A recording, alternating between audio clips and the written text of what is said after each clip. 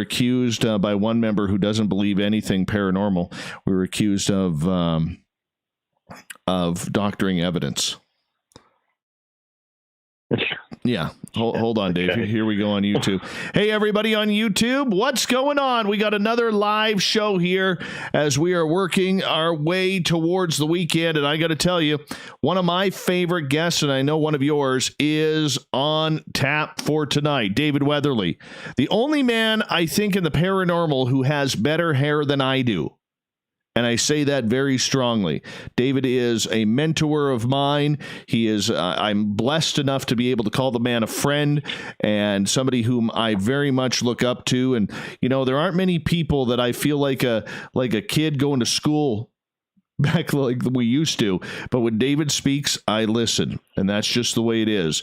And you guys should too, because he is extremely, extremely knowledgeable on everything that we are going to talk about tonight. Let's give a shout out to Raylan. Thank you for coming on into our chat room tonight. Know Your Realm, good to have you back.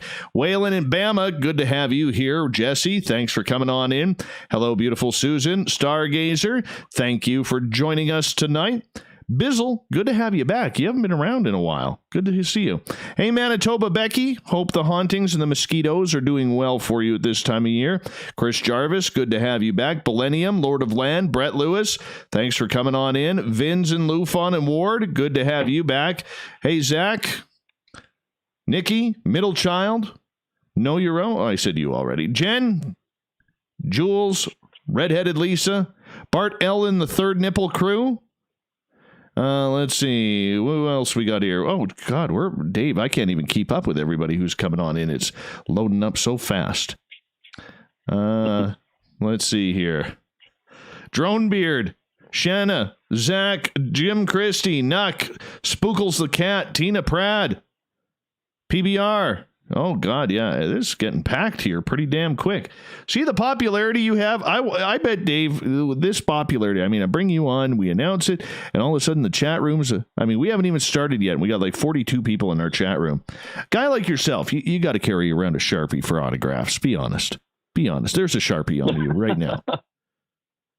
No Sharpie.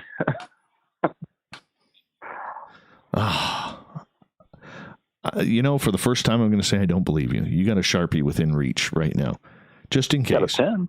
Just in case somebody comes knocking at the window during the interview.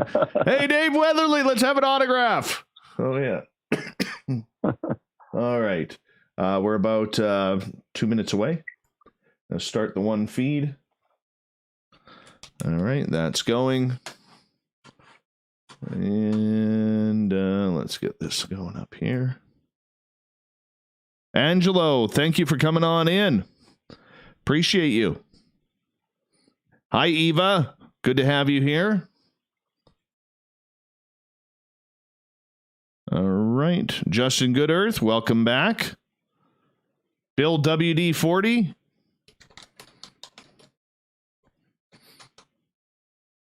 All right. We got about 45 seconds, man. 45 seconds. No worries. Mm-hmm.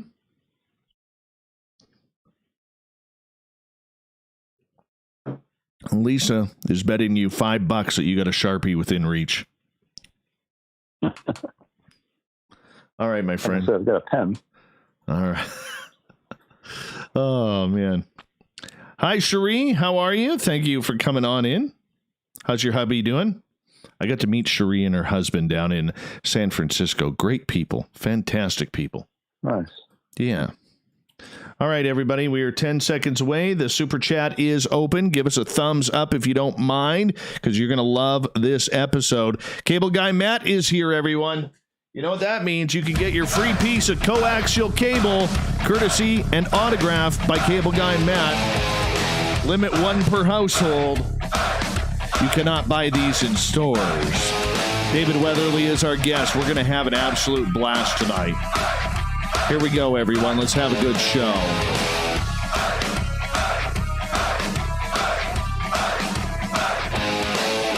From From atop the mountains of central British Columbia to you listening around the world, this, my friends, is Spaced Out Radio. I am your host, Dave Scott, sitting in the captain's chair of SOR headquarters. We welcome you to tonight's show on our terrestrial affiliates across North America and digitally on TalkStream Live and Revolution Radio. If you want to take a listen to our archives, they are free for you at youtube.com/Spaced Out Radio. Just do me the favor, hit that subscribe button. Follow us on Twitter at Spaced Out Radio for the show and on Instagram at Spaced Out Radio Show. Our website, spacedoutradio.com, where we have a plethora of features for you, including rocking out to Bumblefoot and reading up on Captain Shirk's SOR Newswire. Tonight's show is brought to you by Chive Charities. Help make the world 10% happier by visiting Chive Charities today. You can find them on our website.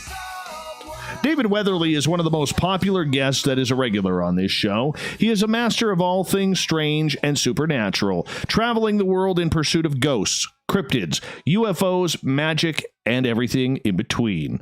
David became fascinated with the paranormal at a young age. Ghost stories and accounts of weird creatures and UFOs led him to discover many of his early influences. Writers like John Keel, Jacques Vallee, Hans Holzer, and others set him on a course to spend his life exploring and investigating the unexplained. His website, leprechaunpress.com. Then at the bottom of hour number 3, I will bring you the SOR Newswire, brought to you by Paranoia Magazine. Mr. David Weatherly, it is always a pleasure to have you on Spaced Out Radio. How you holding up down in your area with everything that's going on? Hey, Scott, always good to talk to you, man. I got to make one quick correction. That website is actually eerielights.com. That's right. We changed it.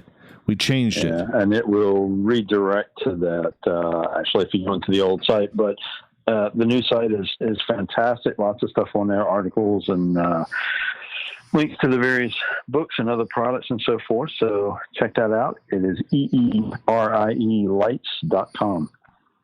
And otherwise, yeah, I'm holding it up pretty good. I mean, wow, crazy times we're living in, huh? Absolutely. But I mean, a guy like you, I mean, you must have pumped out since the last time we talked, what, 20, 30 books? Because you're always writing. I don't know how I got a few manuscripts ready. I don't know how your fingers still work on the keyboard. How many keyboards you go through a year? Be honest. Oh, they hold up pretty well. I don't know. I mean, you are one of the most talented writers out there. You're one of the best researchers, in my opinion. Dave, there are not a lot of well-rounded people out there actually covering this field. And I know we've discussed this in the past, but we always have new audience members listening in who would like to get familiar with you. Why do you take the aspect of looking at everything rather than taking a branch from Bigfoot saying it's Gigantopithecus, or taking a branch from ghosts saying that, you know, it's some sort of weird energy instead of spirits? Why do you encompass everything? You know, that really goes back to the foundation of how my pursuit in this field developed for me, because, you know, I grew up in a very different era than a lot of the modern investigators, because I started delving into this stuff in the 1970s. And that's, as I refer to it, the PG era, you know, pre-Google. And, you know, back then, man, you had to work for information and for stories and accounts. You didn't just whip your phone out of your pocket and Google something, get a 30-second answer. You know, back in those days, it was much more focused on research in a different manner. And there's a bunch of different pieces to that, because one of the components is that, you know, in the 70s, this stuff really wasn't popular. It wasn't hip. You know, it wasn't part of pop culture. There weren't thousands of television shows on people investigating ghosts and so forth. So, you know, the public perceptions and attitudes were very different. And the other big thing was that back then there was a bit more of a holistic approach, because, you know, when I started, of course, we had Fate magazine, and that was a big influence on me early on when I discovered it. Fate magazine started in the 1940s. And it, it covers a wide range. It's still published, by the way. It covers a wide range of topics. So any given issue, you'd have articles on Bigfoot, on, haunted castles, UFO sightings, and so forth.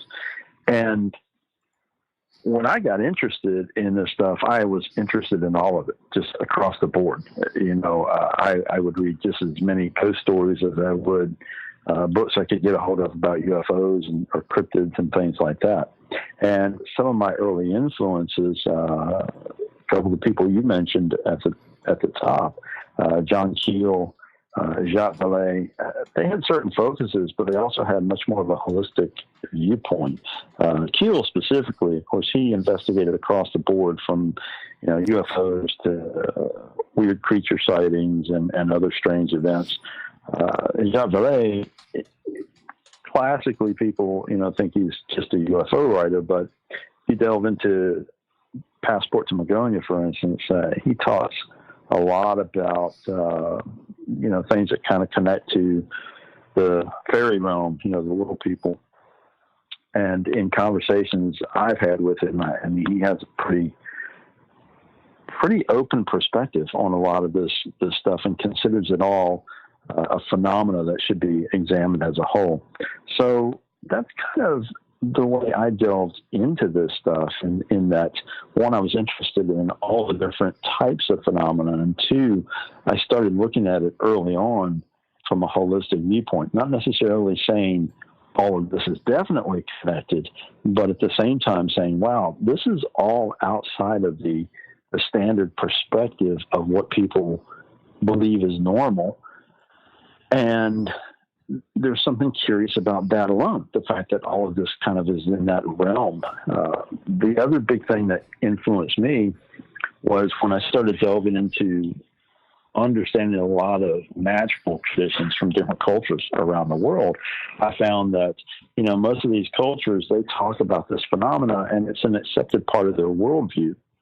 So they didn't really shut those things down and treat them as something abnormal. Rather, they treated them as something that does indeed exist.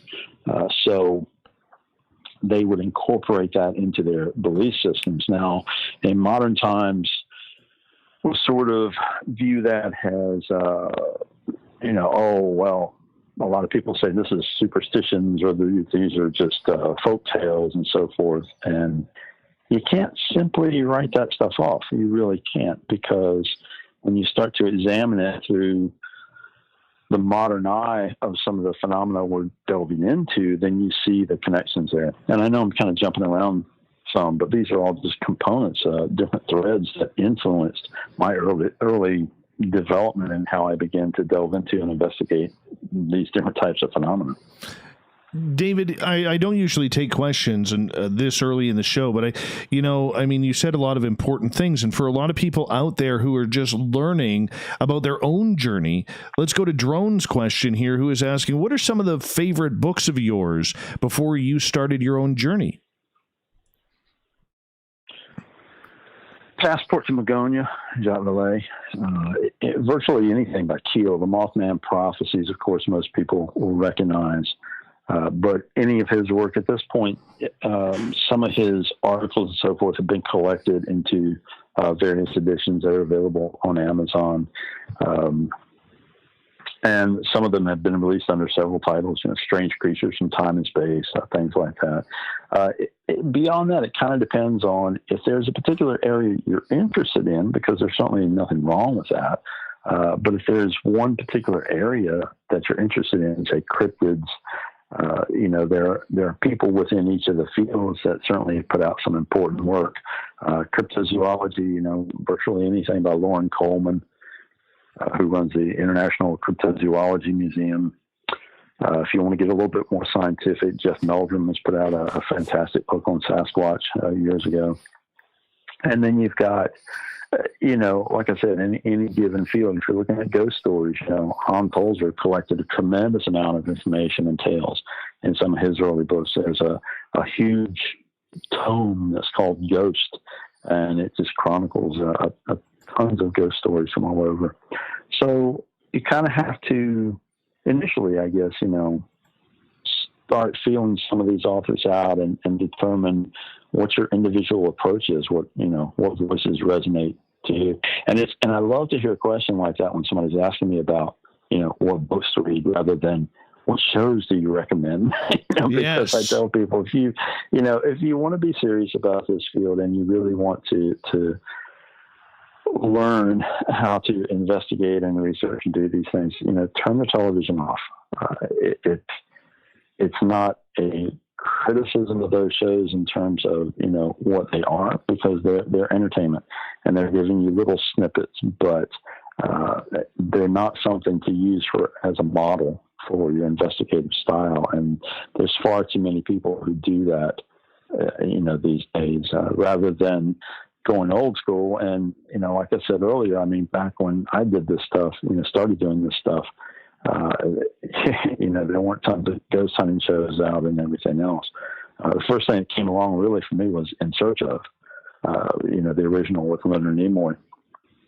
And even that, it's just little bits and pieces, and tantalizing enough back then to say, oh, okay, well, I didn't realize people were delving into this. This is something to pursue and learn about. But, I've always been huge on reading as much material in the field as I can, and I still do that even to this day. I'm constantly got a pile of books that I'm reading, and, I constantly recommend that to people. David Weatherly is our guest tonight on Spaced Out Radio. David, when you have new people or just people out of curiosity ask you questions like that about what books did you read, it kind of makes me feel like we're heading in the right direction, that people want to learn. They have this curiosity to expand their own natural bounds that they have. Is there room for a lot more investigation to be done by a lot more people out there who have that curiosity? Is there room? Oh, absolutely. Yeah. Yeah, I think that, there's a lot of people who are in the field, but we always go down this rabbit hole on this show when we get into these topics. I really want to emphasize, I'm not trying to come off as too overly critical. However, I will say that unfortunately, it's been the case that in the last 10 years or more, a lot of people who have delved into the field, particularly ghost hunting, have done so in the hopes of that 15 minutes of fame, of landing the next ghost hunting show.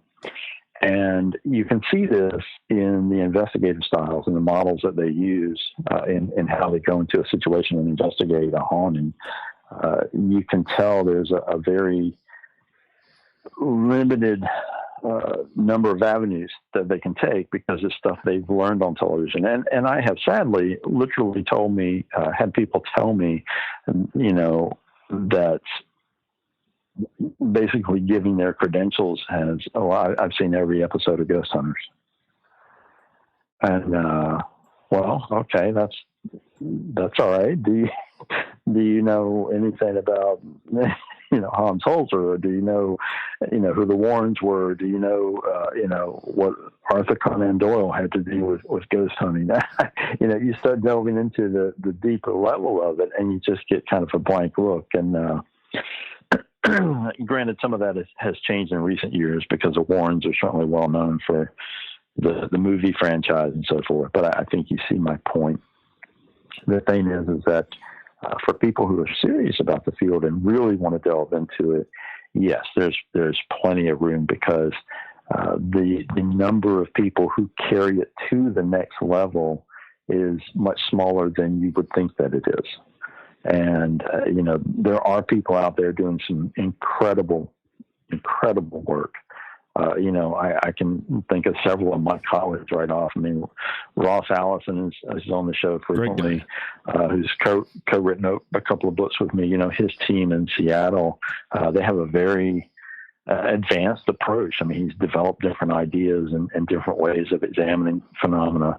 Lloyd Auerbach's a good friend of mine. The things he's done in the study of parapsychology, pretty phenomenal. So these people are out there. You just have to be willing to invest the time and the effort to go to that level and delve into this stuff. And that involves, much more than looking at a Twitter feed. Absolutely, absolutely, and I agree with you.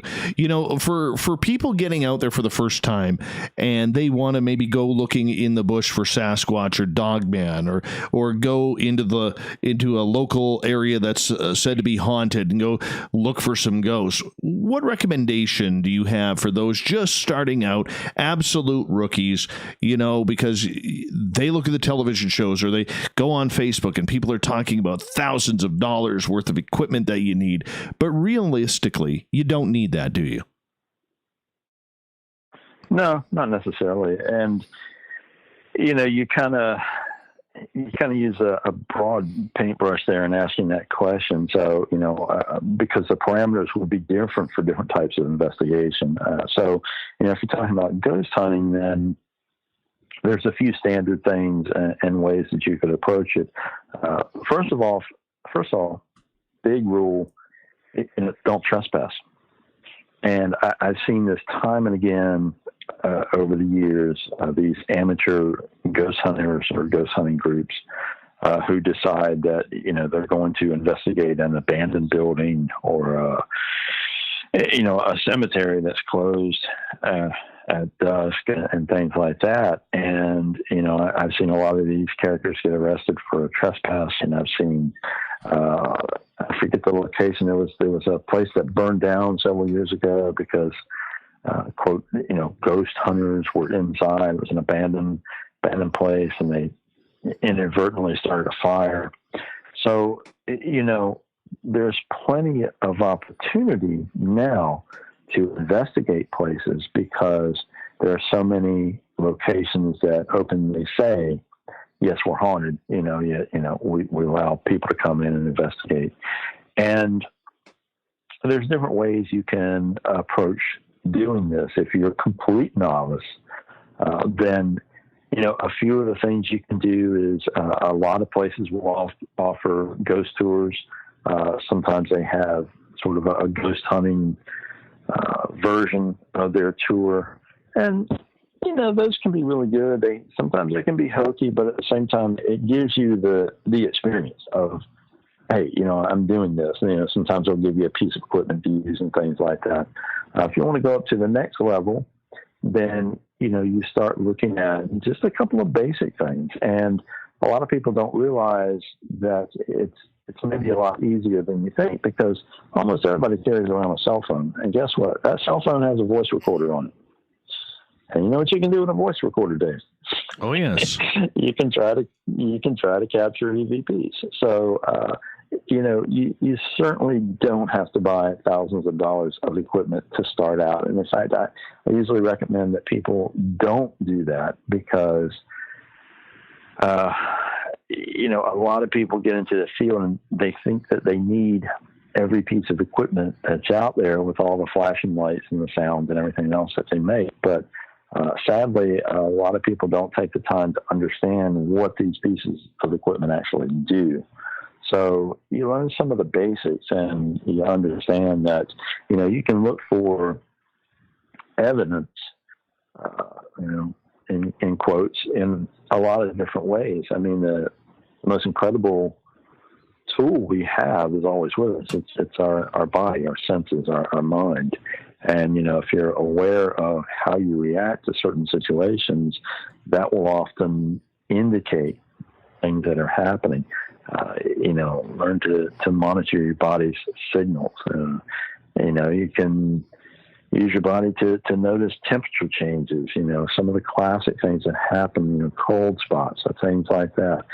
And like I said, you've got that cell phone. Hey, turn off the ring and use the voice recorder and try to capture EVPs. Phones have cameras in them. Is it the best camera you can buy? No, but it's a camera that may catch interesting things. I've seen plenty of people capture fascinating photographs with their cell phones that are not easily explained. Has just a trick of the light or something. So these basic things are a way to start and kind of test the waters, so to speak. But and then of course the biggest recommendation is that if you're really serious about it, read, and find someone who can act as a mentor and guide you along the process. If there's a group that is in your area and you're comfortable working with them, then that's a way to get in. Be cautious with that, because some of the groups are very political, I guess is the word I would use. But lots of great groups out there, lots of great people who will, teach you what they know and what they've already done, and you can go along with them and learn some valuable skills too. Dave, we got about 2 minutes before we have to go to break at the bottom of the hour. And I'm going to ask you a question that I've never asked you before. Hard to believe, but there is one out there. What is your favorite realm of study? You have asked me this No, before. I have not. I swear. Maybe I somebody. love it all. Well, I know that, but I mean, do you lean to one particular area, whether it's ghosts or cryptids or UFOs or consciousness, magic? I mean, you are so spread out with everything, and I know you love it. But what's your favorite? Come on, if you had the golden child, what one would it be? That's tough, because I find that I will focus on specific areas for time, but inevitably, it all is sort of interconnected for me, and because of that, I kind of float between them all, I guess, and it's really tough to say, this is the one. So, at any given time, there's maybe something in particular that I'm focused on, but overall, no, there's not one in particular that I could say, this is it. I could only study this one. Oh, you are way too politically correct with your subjects. But you know what? I mean, you live and I will say this, I believe you live a paranormal weirdo's dream.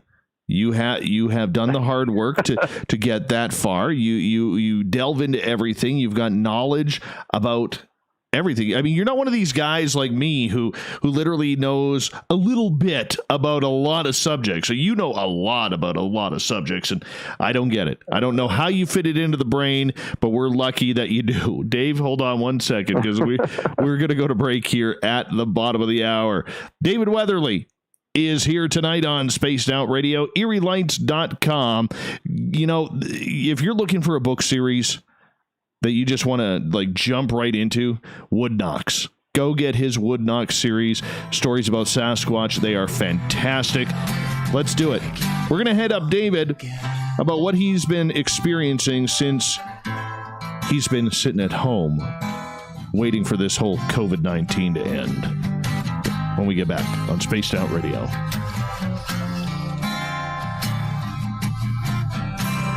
All right. Just so you know, I shortened our breaks by about 1 minute. Hey, Pedro, Todd, okay. Good to have you here. Steph, thank you for joining us. Unfortunately, we are not talking Black-Eyed Kids tonight. We are not talking Black-Eyed Kids. Now, if you want to talk the Black Eyed Peas, they got some good music. I kind of enjoyed them back in the early 2000s. We got a couple of minutes, Dave? Yeah, go ahead, Dave. I'll be right back. Yes.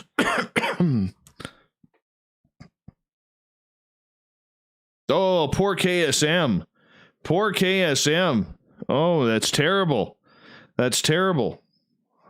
You never want to do that, KSM. You never want to do that. That sucks.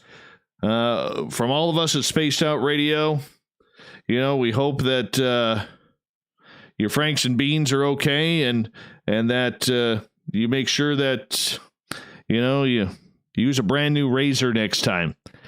Yeah. If you're gonna go, perusing down there with the old blades, you got to make sure they're new and you got lots of shaving cream. Yeah. Hmm. Hey, Titus. How you doing?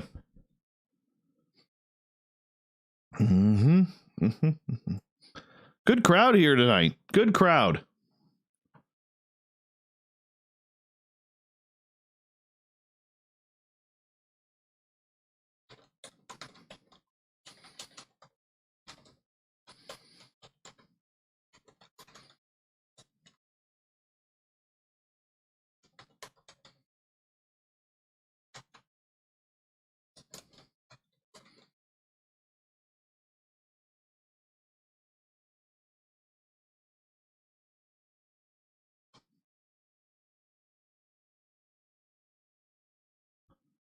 Oh, yeah. You never want to dry shave the boys. Never.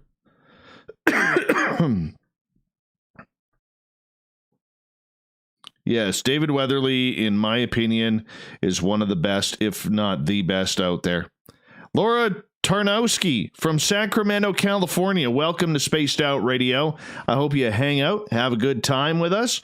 Get involved in the chat room. We got a lot of good people in there. Hey, joke's on you. Welcome back. Bama, good to have you here, man. Mm-hmm.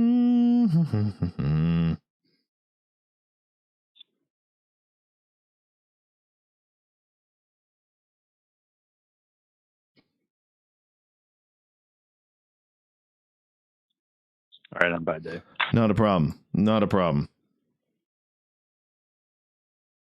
Oh, wow. Joke's on you. Thank you so much for the incredible super chat. Didn't have to do that, man. But I appreciate that. Thank you so much. Much love, man. Much love. We got about 2 minutes here, man. Dave? It's an exact replica except for the size, because the real Robert the Doll is fairly large. This one is much smaller. But, you know, it's kind of fascinating that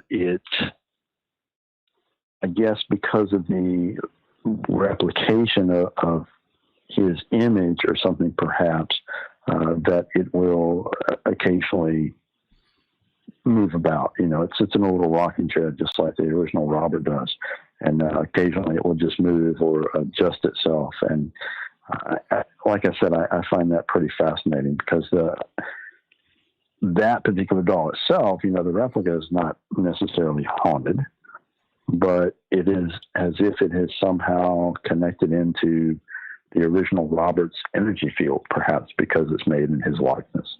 And, you know, this is kind of a fascinating topic anyway, because I don't know if you've seen this, but over the last couple of weeks, there was a trend that went on online of, I forget, I think the hashtag was sorry Robert or something.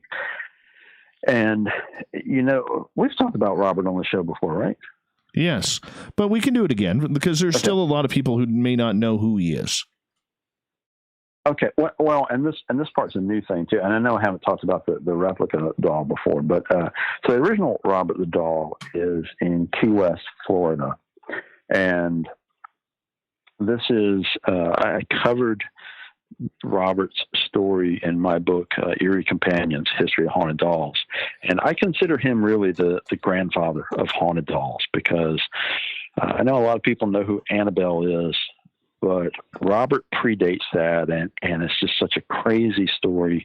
I'll give you the short version. The short version is that Robert was a doll that was given to a little boy in Key West, Florida. The little boy's name was Robert Eugene Otto.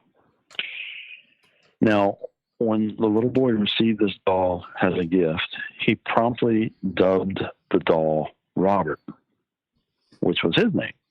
So he gave the doll his name. And from that time on, the doll was known as Robert, and the little boy was known as Eugene, or Gene for short. And he was an only child. As the story unfolds, strange things begin to happen in the Otto household. Dishes crash to the floor. Things are tossed about, and accidents happen. And inevitably, the parents don't see what happens, but the little boy immediately calls out, "Robert did it." So the parents initially think, okay, you know, Eugene's being mischievous and he's blaming it on his doll, his friend. But then, Dave, as the story goes on, things get a little bit stranger, and people begin to report odd things about Robert, that they see him move and so forth.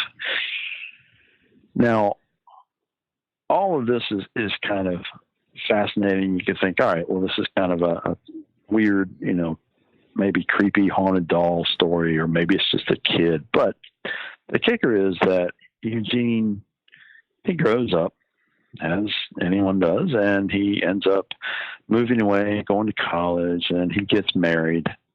And when he's off living his life, his mother becomes ill. So Eugene brings his bride home to Key West, and they move in with Eugene's mother so that they can care for her. She passes away. They end up inheriting the house. And now that Eugene and his wife are living in the Otto household, he gets out his old friend, Robert the doll, and continues his friendship with this doll. He gives Robert his own room up in the attic of the house. There is Robert-sized furniture that is made for the doll. Eugene's wife thinks it's all very bizarre, of course, but the stories go on. People in the neighborhood, kids particularly, start to report seeing Robert the doll peering down at them from the attic window.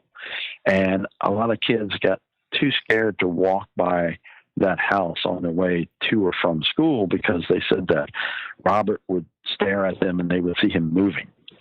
People report hearing the sound of little running feet upstairs in the attic when no one is up there but Robert. Now, eventually, other stories come along. One of my favorites is there's a repairman who was working in the Otto household, and he was in the room that Robert was in. He was working on some pipes, as I recall, and he turns around to find that Robert the doll has moved to the opposite side of the room. The repairman packs his bag up and doesn't finish the job. He says, "I'm out of here." So eventually, after Eugene passes away, Robert the doll ends up packed up and donated eventually to a museum in Key West, the East Fort Martello Museum. Robert is put on display in a big glass case. He sits in a rocking chair. He wears a sailor's suit, which one of the researchers who's really delved into the history of Robert has determined they believe the sailor suit was Eugene's as a little boy and was put on this doll. They eventually discovered that Robert the doll was actually a display doll from Germany that had been made. It was a one-of-a-kind display doll that had been made and then later sold after the display was done. So it was Eugene's grandfather who purchased the doll, brought it back from Europe to Key West, and gave it to the little boy. Now, Robert's story and the tales of his unearthly personality continue after he's in the museum, because some of the things that happen include a museum worker comes in to work one morning and finds Robert sitting there in his display case in his rocking chair. But there's something different. He's holding a stuffed lion. Now, the museum staff is very puzzled by this. They began to search around, and they discovered that the stuffed lion came from a display that was elsewhere in the museum, a display of circus animals. So sometime in the middle of the night, somehow, this little stuffed lion had moved from a display case in a different area into the case with Robert. And no one dared take the stuffed toy away from Robert to put it anywhere else. The biggest part of the tales that begin to float around Robert involve the concept that he is such a personality that you must ask his permission if you want to take his photograph. If you don't, you could be cursed.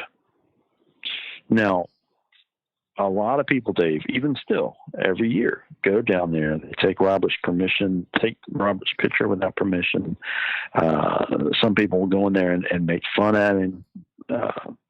make fun of his appearance or make jokes about him. Mm-hmm. And the museum constantly gets letters. They have boxes of letters from people who have written to the museum, written rather specifically to Robert and care of the museum, asking for his forgiveness. And I've read some of these letters when I was there. There are things like, I'm so sorry that I made fun of you. I didn't mean to disrespect you. Can you please lift the curse? These people report auto accidents, problems with their relationships. I mean, there's people who go and make fun of this doll and they leave, and immediately things start happening to them. There was a woman who reported that she was there and she and her boyfriend made fun of of Robert. They left the museum. They found out that they had been checked out of their hotel because something was wrong with their credit card. They later found out that their credit card number had been stolen, so the charge wouldn't go through. The hotel checked them out, pitched their bags out, in the lobby. They got in a fight. They split up. And it's one thing after another, and this is just one example. So all these people that constantly write to Robert and ask for his forgiveness, and the latest thing has been that there was a trend within the last couple of weeks of people looking at pictures of Robert online and apparently having ill effects. Now, this is a new twist, and I've never heard this before. After all these years, it suddenly comes up. But there's talk that, now simply looking at these pictures and perhaps poking fun at him, who knows what these people are doing, but they're having ill effects from this. So a trend started with a hashtag, sorry, Robert, essentially asking for the doll's forgiveness and asking, again, for a curse to be lifted. Oh, wow. It's amazing how this just pops up out of nowhere during all of this. Yeah, it's very strange, isn't it? Yeah. I got to ask you, in regards to Robert leaving his little bungalow or whatever you want to call it, his case at the museum to get that little lion and bring it in there. 2 questions about that. Isn't the case locked? And number 2, do they not have cameras around the museum to see what was going on? Yeah, there was nothing that was picked up on camera for that. Now, that was quite a few years ago, and the amount of cameras, security cameras, and so forth weren't as extensive as they are these days. No one seems to know how it happened, or even, of course, the imagination runs wild when people hear this story, wondering exactly what happened. But really, when we start looking at a case like this, we can kind of go down the rabbit hole anyway and examine a number of different ways that the whole mythos really could have grown around this figure, this doll, because one, it's a very old story. 2, the original version of the tale was actually that Robert the doll was given to the boy by a woman from one of the islands that practiced voodoo, who had worked for the Otto family. And the original tale was, this woman practiced voodoo, and she was angry because the family fired her, so she cursed this doll. Now, that whole myth was later dispelled primarily by a gentleman named David Sloan, who's done a lot of research into the origins of Robert, Key West researcher. And he's the one who discovered the links with Europe and the Spice Company who made Robert. But if we look at that story and realize that tale floated around for a long time, and in fact, there's some sources that you look at that still repeat that tale as if it is the origin of Robert the doll. So we've got these different layers of stories associated with him, and we have to consider, what effect that has had in the human consciousness over the years for, years and years of people hearing these stories about this doll and what exactly he has been imbued with on an energetic level. And I say all the time, we know very little about the human energy field comparatively. So when we begin to think about, the ideas that our thoughts can create things or co-create things, and our thoughts can become energy, and you start thinking about thousands of people a year looking at Robert, going to visit him, and thinking about the weight, if you will, of the stories associated with this doll. And, some people would perhaps argue that the whole thing is psychological, that these people who are claiming they're cursed are merely believing that they're cursed and associating things that would have happened anyway. But, there's always that big question for those of us who consider the unknown, in that, would those things have happened? We don't really know that. What we do know is that a very large number of people have similar experiences of going there and causing trouble, so to speak, with Robert and having consequences from it. Mm-hmm. Is Robert the only, outside of Annabelle, because everybody knows about Annabelle, but is Robert the only doll that is acting this way, almost cursing people for refusing to ask permission to take a photograph? I mean, I think of Mandy the doll up here near me, whom you have been introduced to. She has done some weird things as well, allegedly. And how about other dolls out there? Because I know you have your book on haunted dolls with Ross Allison. Mm-hmm. Yeah, well, we saw Mandy when we were up there for the conference. And, I think that she's a good example of a doll that gets a reaction in large part, perhaps because of her appearance and the sort of unknown origins of where exactly she came from and what happened to her. The photograph thing is pretty unique. I haven't really seen that with other well-known dolls. There is the whole story with Peggy the doll, who started off in Europe and in England and was being studied by a researcher over there. Now, she's in Vegas at Zach's Museum. And the original story with Peggy was that she was causing terrible reactions. In fact, there were claims of people having heart attacks from looking at photos or videos of Peggy the doll when the story originally broke. And in fact, when you go to Zach's Museum, Peggy's in a room by herself. And I can tell you that,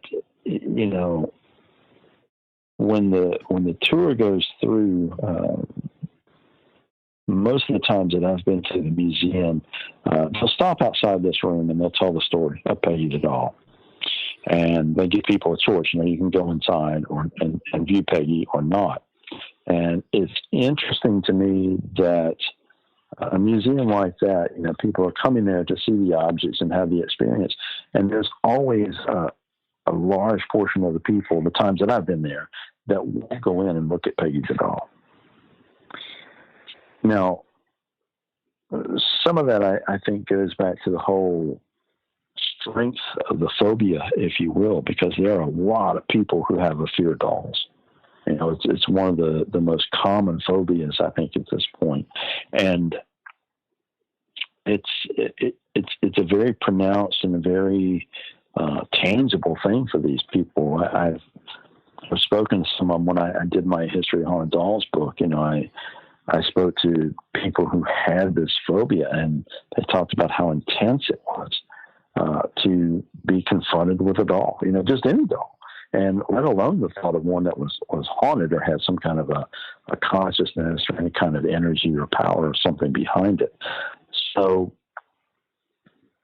when presented with a situation like that, the point is that even a lot of people who are interested in the paranormal and different supernatural topics, they won't go that extra step. They wouldn't go through that door to see this doll. And, whether the stories are true of people having heart attacks or what, I'm not sure. Some of those things are, become very difficult to verify. But there have been some strange things that happen around Peggy the doll. Nowhere near the amount of phenomena associated with Robert. Of course, she's not been out in the public that long either. So beyond that, yeah, those are some of the most intense ones, certainly. David Weatherly is our guest tonight on Spaced Out Radio. We got about 40 seconds here before we have to go to break. David, do you own any haunted dolls? Yes. They wake you up at night? No. Do you hear running around? No. Well, the Robert replica moves on. There's a ventriloquist doll that moves around a bit, but yeah. It is what it is. I don't know if I would do that. I don't know if I would do that, man. I don't know.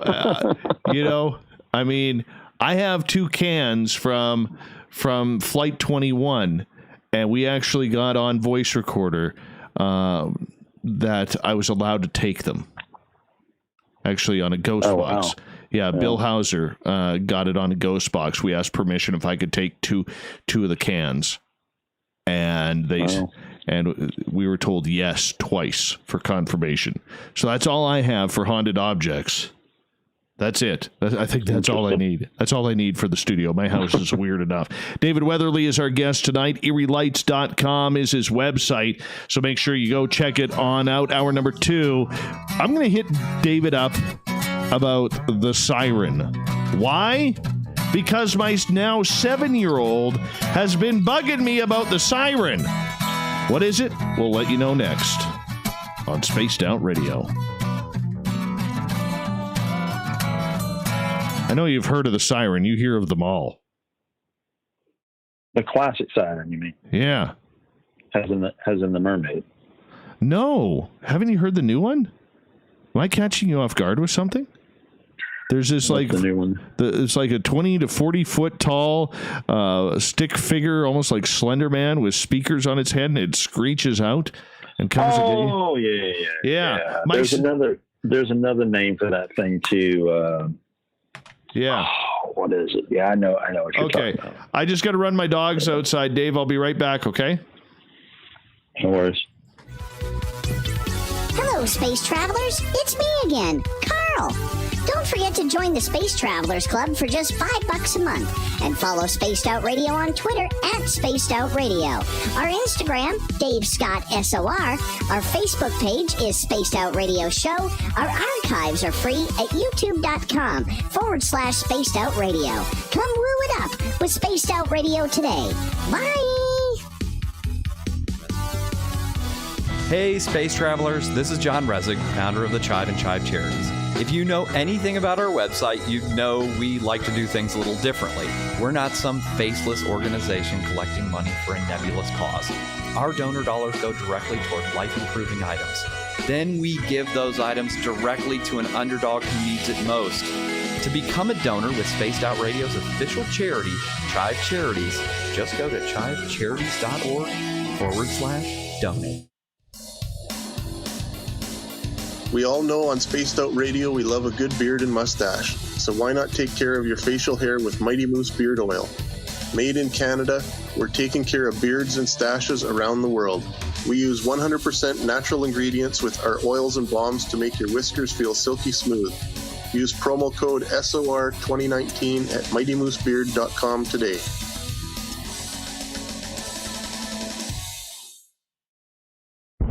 Are you intrigued by Paranormal Talk Radio? You'll love the new Paranormal Radio app from TalkStream Live.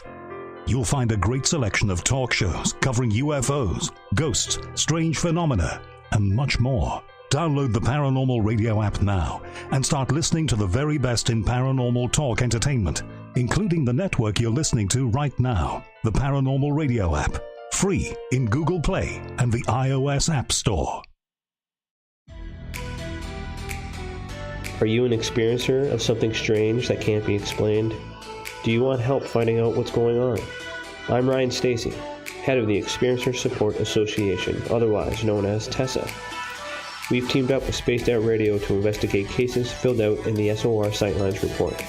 We are independent and there's no cost to what we do. All we need is your experience.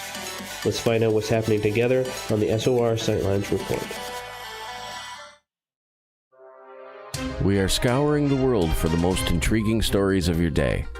Take the time to read up on the SOR Newswire, where our team, led by Captain Shirk, will deliver to you some of the best paranormal and supernatural news, along with some stories that will blow your mind from the weird to the wacky. It's the news outside the news that piques interest, and that's what we're looking to deliver to you. The SOR Newswire, only at spacedoutradio.com. Hi there, this is the paranormal lawyer Michael W. Hall. I'd like to invite you to listen in each Sunday night where we're going to open up your eyes to everything strange and paranormal. I will be hosting some great guests with topics that affect us all, such as UFOs, ghosts, and everything paranormal. Let's learn together on Spaced Out Radio Sunday with myself, Michael W. Hall, the paranormal lawyer at spacedoutradio.com.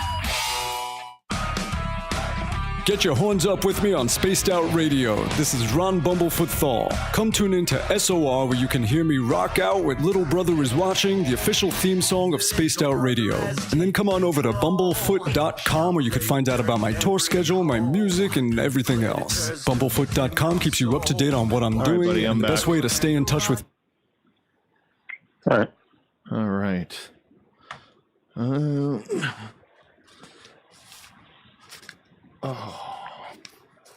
Mosquitoes here are terrible. Do you get mosquitoes down there? Yeah. Even those things are everywhere. Even that heat. Yeah. Even with the heat. Yeah. Yeah.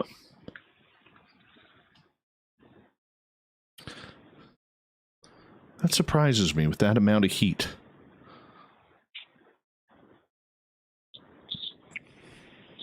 Heat doesn't bother me. Oh, the minute it gets hot here, the mosquitoes disappear unless you're in the forest. Yeah. Then they don't care. Jerks. Got to go back to my gifting site this weekend. We went there not this past weekend, the weekend before last. Mark and I did, and the last couple of years since the fires, we did not see barely any tracks of animals whatsoever in that area. Wow. No bears, no wolves, cats of big sizes. And we went there a week and a half ago, and all of the mud holes had like fresh bear tracks and giant wolf tracks, and it was just beautiful. Oh, nice. Just beautiful to see. So finally, what's it been, two years it took them to return? Yeah. So wow. There was some minor movement, but nothing that would tip us off. But I'm going to take some more stuff up there on the weekend and see if we can, get a little bit more going. So we'll see how it goes. All right, we got 8. Do you have cameras? I don't have any yet, no. Okay. Leave a comment and let me know what you want to hear. I got to get some. See you there. Maybe I'll go in the barter thing and see if I can get some. Okay, music's on. Spaced Out Radio with Dave Scott. Follow Dave on Twitter at Spaced Out Radio and on Facebook, Spaced Out Radio Show. Here we go, kicking off hour number 2 of Spaced Out Radio tonight. I am your host, Dave Scott. Thank you so much for tuning us in tonight. We welcome back everyone listening in on our terrestrial affiliates across the continent and on the digital side on Revolution Radio and TalkStream Live. Don't forget, you can check out all of our archives for free by going to youtube.com/Spaced Out Radio. Just do me the favor, hit that subscribe button. The Desert Clam has set the password for tonight. in the SOR Space Travelers Club. What am I trying to say? Lithophilus. There we go. Lithophilus is your password. Use it wisely, Space Travelers, as the clam sets the password each and every night right here on Spaced Out Radio. Our website is spacedoutradio.com, where we have a plethora of features for you, including rocking out to Bumblefoot and reading up on Captain Shirk's SOR Newswire. We're on Instagram, Spaced Out Radio Show, and our handle is Spaced Out Radio on Twitter. David Weatherly joins us here every couple of months to talk about everything weird and strange, because when it comes to researching this phenomena, he's literally one of the best. He is an accomplished author. You can find all of his books on eerielights.com as well as Amazon. David, thank you so much for always taking the time for us. We really appreciate it. Hey, always a pleasure, man. Now, I got to tell you, about a week and a half ago, my son, who just turned 7 a couple days ago, he starts freaking out because he knows what I do. He knows Daddy is into all the weird stuff. All right. And he starts going off about the siren. And I had no idea what he was talking about. Now, I thought he was talking about the fire hall siren that goes off every now and again here, because we have one of those old school sirens. And I know you've heard it because it went off while you were here. And so you know what I'm talking about. And anyways, he's like, no, Daddy. He goes, there's a creature called the siren, and it's like 20 to 40 feet tall, and it's got long arms, and it's really thin body, and he's so excited about learning, and he's scared about it, that if you talk about the siren, you're going to be in trouble, and if you see it, it comes for you, and it's got heads that look like siren speakers, and he's freaking out, and I had to kind of relax him a little bit, because it was just starting to get, you could see his imagination running at about 100 miles an hour. What about this siren do you know about? How real is this? Is it like Slender Man? This thing, I know it by the name Siren Head. I think is what I'm sure we're talking about the same thing. Yeah. It's actually, no, it's completely fabricated. It was actually created by a Canadian artist. A guy who's done a bunch of other similar type of creatures. And it's one of those creepypasta type of images that is a bunch of fan art and stuff out of it now. And it's completely fabricated. So modern folklore, I guess, if you will, which, to a degree, it's always important to keep up on that kind of thing. Slender Man started off as a completely fabricated figure and eventually morphed into something, very different. But a lot of these things that, show up in this genre, they're presented as if they're real in order to fulfill that creepypasta content, as they call it, something that is professed to be real, even though it's a modern mythos. Well, that's kind of what I was thinking, and reading up on it, I found the same thing with you. But then I started thinking about the whole, Slender Man type of conjuring, where when you put energy into these sorts of creatures, they end up taking on a life of their own, almost due to that energy. So I'm just wondering if that's the possibility with this creature as well. Slender Man is a very unique snapshot of that type of character and its development. And really the way it's developed from the beginning is going to be hard to replicate. Now, for those who don't know, Slender Man was created as part of a contest. And originally it came from a forum called Something Awful.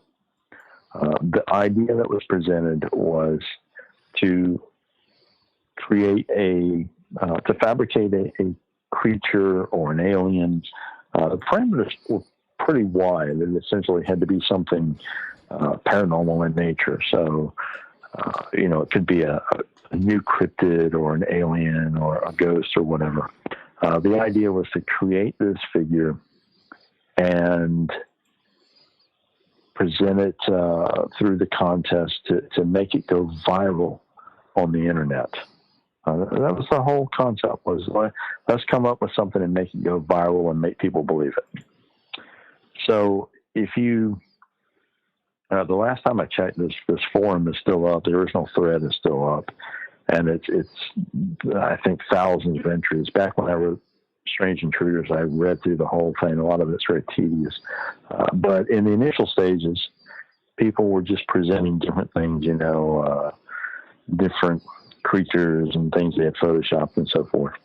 And along comes this user who presents something very subtle, actually. And the early pieces that related to Slender Man, first of all, he's unnamed originally. And I went through a couple of different names. At one point, they were calling him the Operator, was associated with this. And it was the Slender Man, two separate words, eventually morphed into the singular word Slender Man.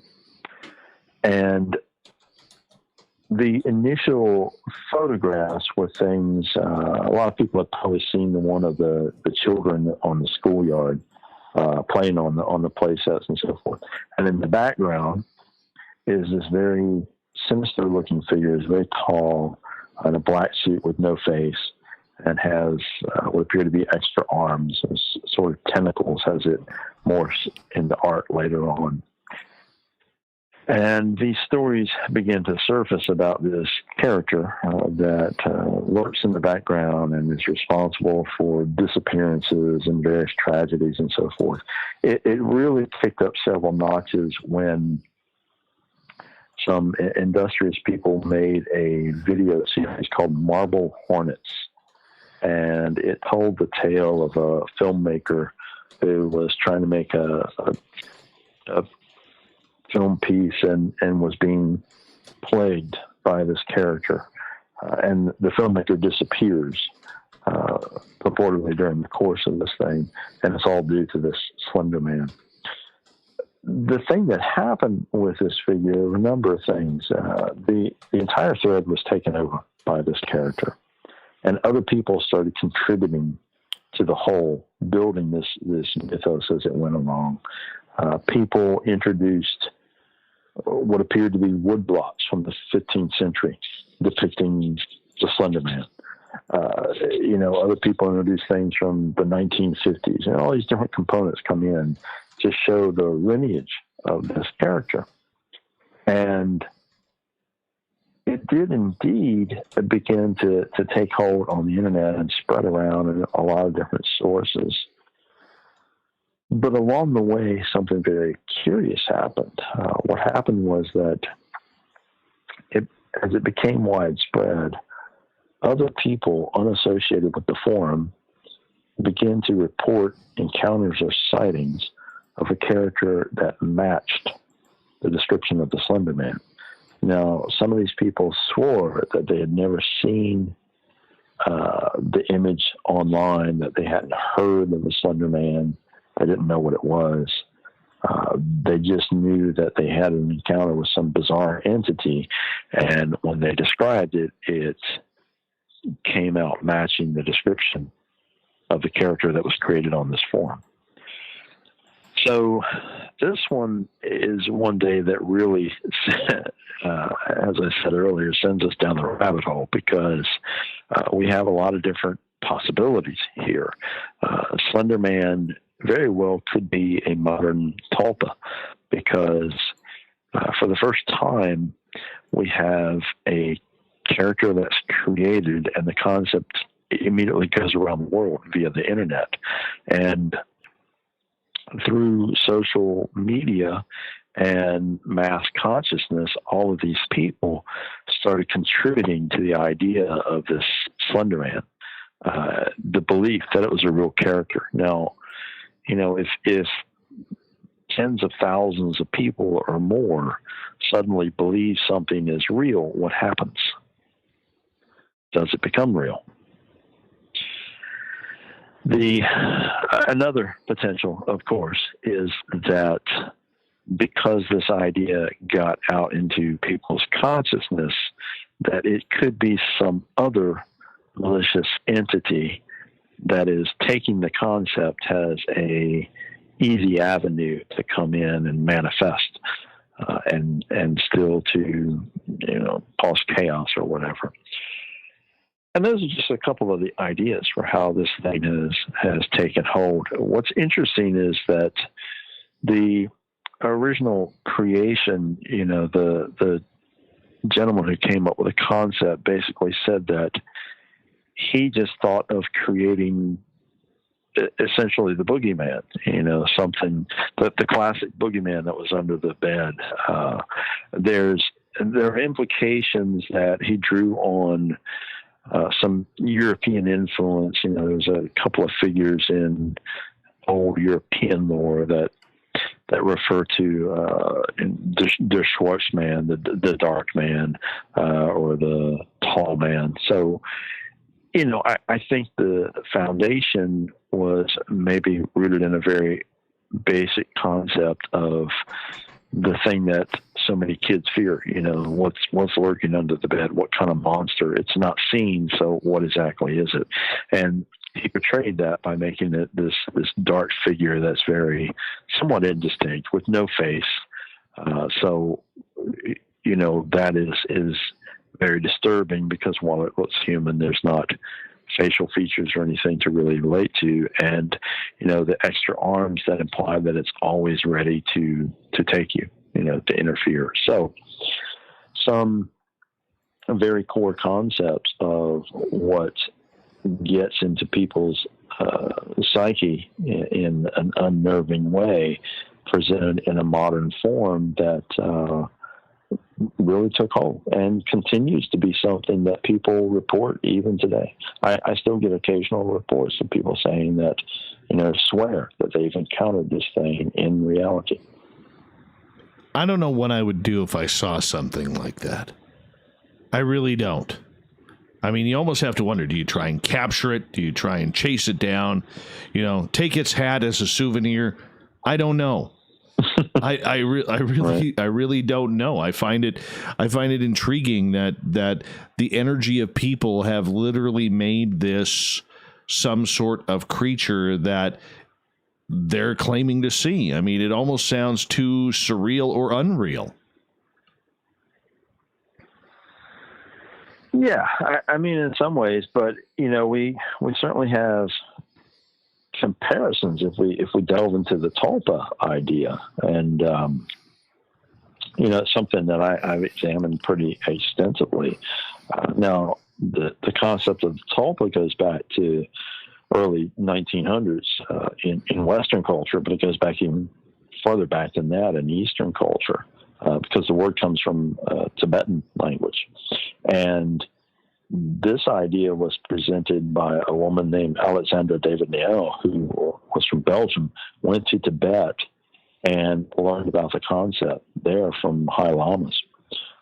So, she brought this concept back to Europe, and there is a European version, sort of, because there was the concept in magical traditions of a thought form, which is something that can be created from pure thought. So again, I guess we're getting back into the idea of the human energy field and exactly what we're capable of as human beings, something that we still don't know a whole lot about. It hasn't been that many years that science actually admitted that the human body has an energy field, that it emits energy. So, we're still a long way from completely understanding that. So we have to question what exactly, what are we doing unconsciously? What's happening through the collective consciousness? Certainly we can see practical effects. People suddenly, I almost get infected with an idea, or get influenced by public opinion. And those sound like things that aren't necessarily energy based, but they are. They really are, because, we're talking about, yes, there's a mental and a psychological component, but there's also the energy of being swept up into something. We're seeing that now with some of the riots that are going on across the United States.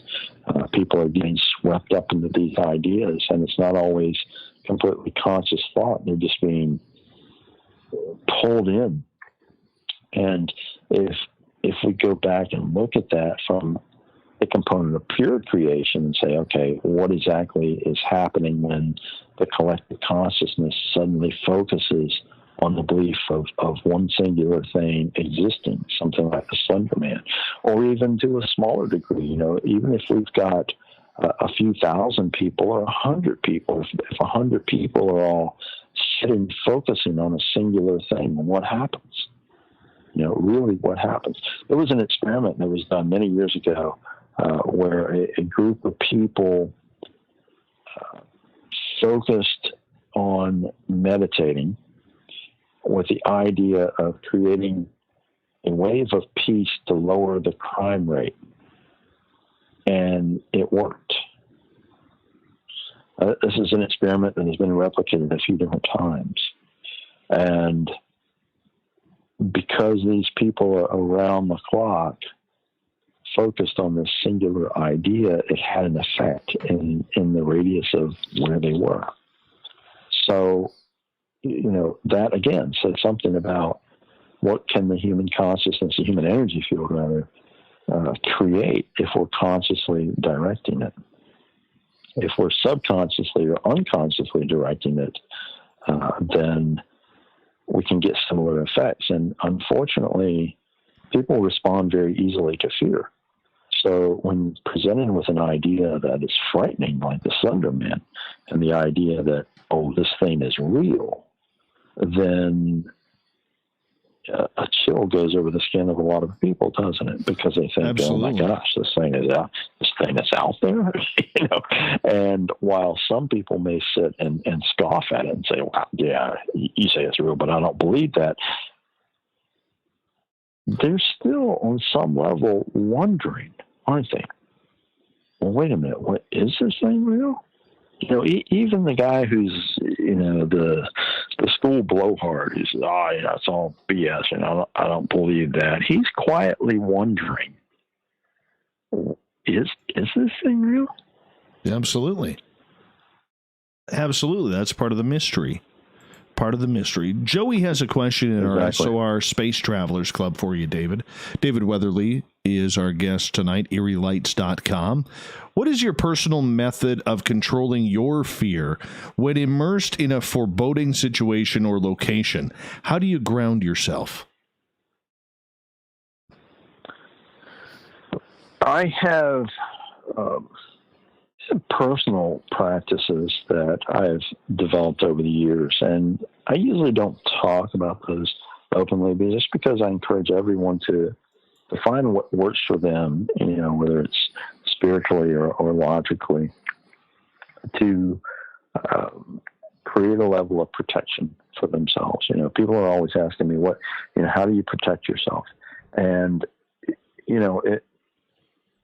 even if I told you what I did, it wouldn't necessarily work for you, because you have to find that grounding that works for you. Often that is spiritual tradition that you are comfortable with and that you were brought up in. And this goes back to some ideas we've talked about on the show before, Dave, in that, it's kind of silly to see some of these groups who go in and perform, for instance, a Catholic-style house blessing on a home that maybe Buddhists are living in, or maybe the people are practice Judaism or something. It doesn't work because it doesn't resonate with those people, and it's not necessarily comforting for them. And I constantly see a lot of these complete mishmash versions of people saying the Catholic prayer and waving around sage and doing something wicked, and this conglomeration. Hey, if it works for them personally, well, that's fine, that's great. But don't go in saying this is a cure-all. So I really encourage people to look to their own their own core beliefs and spiritual systems and decide what works for you. Often it can be something as simple as, wearing a symbol that helps you to focus or helps you to center or helps you realize your protection, whether that is spiritual protection or the protection of your own grounding and consciousness and awareness. And certainly, I've been in some very strange situations. And from a practical level, it's always important to, one, be aware, because a lot of times the dangers, they're not from some creature or from some spirit. A lot of times they're from being in a dangerous place, that there's hazards or crime or whatnot. So you just have to consider protection across the board. But in terms of spiritual practice, find what works for you. And if you're not sure, test some different things and find what feels comfortable and what feels right. And I guess that's about it. What feels good? What works for you? I mean, does religion matter? Does personal belief matter in the whole aspect of grounding yourself? In grounding yourself, not necessarily. I think, however, that religious belief and spiritual ideas play a huge part in the role of ghost hunting and other areas of this field, because even the people who say that it doesn't, a good portion of the time, they were brought up in some religious tradition that heavily influences their perspective and how they're relating to and handling this phenomena. Ghost hunting is an easy one to pluck out and say, here's a clear example. And I'll give you probably the most glaring example, the topic of Ouija boards. I've heard people, I've had people claim to me that, 95% of all hauntings have to do with a Ouija board.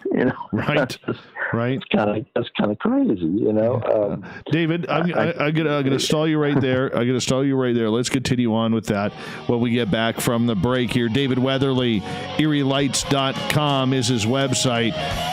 Breaking everything down on grounding and what just literally freaks us out, because he's good at that. EerieLights.com, once again, is his site. Go to Amazon for his books as well. More on Spaced Out Radio next. All right. There we go. There we go. Little bastard mosquito got me right here in the studio on the forearm. Driving me nuts. Oh. Driving me nuts. Thinking about cutting my hair, Dave.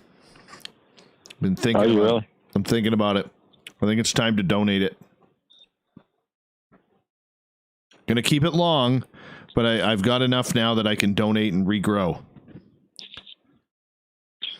Well, you can cut it off and have somebody make a Dave Scott ventriloquist doll. Or I could send you Dave the Haunted Doll. Dave the Haunted Doll. What the hell? You could have the only one. Add to your collection. Oh, man. Oh, man. Any good UFO sightings in your area recently?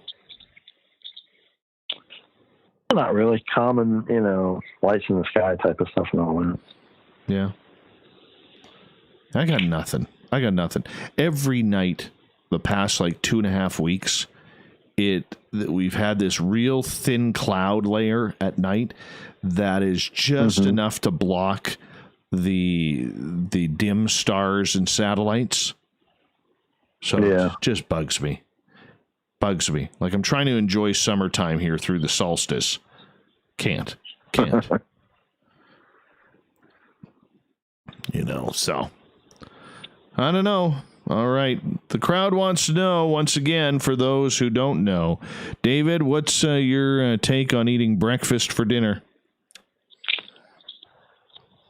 Oh, yeah. No problems. This show's gone to hell right now. When you keep the kind of schedule that I do a lot of times, I mean... Okay, I can understand that. Okay, I can understand that. You know, you're working nights. You're working a late night doing a ghost hunting tour. That's I mean, if you have breakfast at 7 o'clock because that's when you're beginning your day, that's okay. I get that. Okay, but I'm saying on a deliberate scale, you're sitting at home like you have been for the last couple of months. Are you cooking up pancakes, eggs, and hash browns for dinner? Oh, sometimes. I'm only me and Ronald Murphy, man. Only me and Ronald Murphy are like, that is just so wrong. So wrong. Nothing wrong with that at all. And I know you're a Team Stump guy for Devil's Tower. I already know that. You can't argue a good stack of pancakes. Doesn't matter what time of day it is. True. I got spoiled. My grandmother used to make me the best. She's 94 now, and she doesn't cook that much anymore. But my grandmother used to make me the best pancakes. Every time. Wow. I would go to I would beg my parents on the weekend if I could go to my grandparents just so my grandmother could make me pancakes.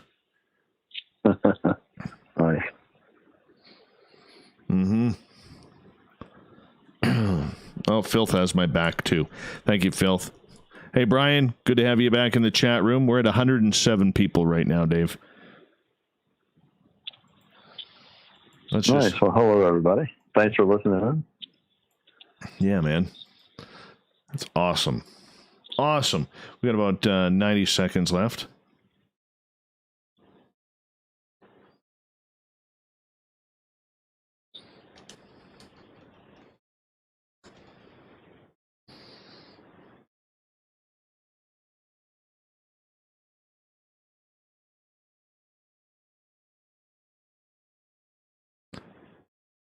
I should send you this beautiful wolf pic of a footprint, man, right in the mud. It is the perfect print. Perfect print. Oh, that's cool. I'll send this to you. From your site over there? Yeah, it near the site, about half a mile from the site. Oh, okay. Yeah. I got my boy's hand right beside it, and a bullet. I'll send you these because I know you'll enjoy these. Who was up there with you, Mike Moran? No, you know Mark Spender? He was my buddy from up here. Yeah. I just sent them to you on your Facebook. Nice. They're just sending now, so you probably get them during showtime. Hey, I want to give a shout out to Cherie, Jokes on You, and Jules for the super chats tonight. Thank you, everybody, for tuning us in. And don't forget, if you're liking what we do, give us a thumbs up. Hey, Nick, how you doing? Thanks for coming on in. And yeah, let's just continue rocking here with David Weatherly. Here we go.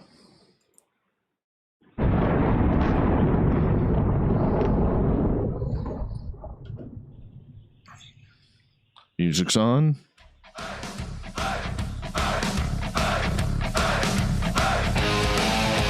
We pass the halfway point of Spaced Out Radio tonight. I am your host, Dave Scott, sitting in the captain's chair of SOR headquarters.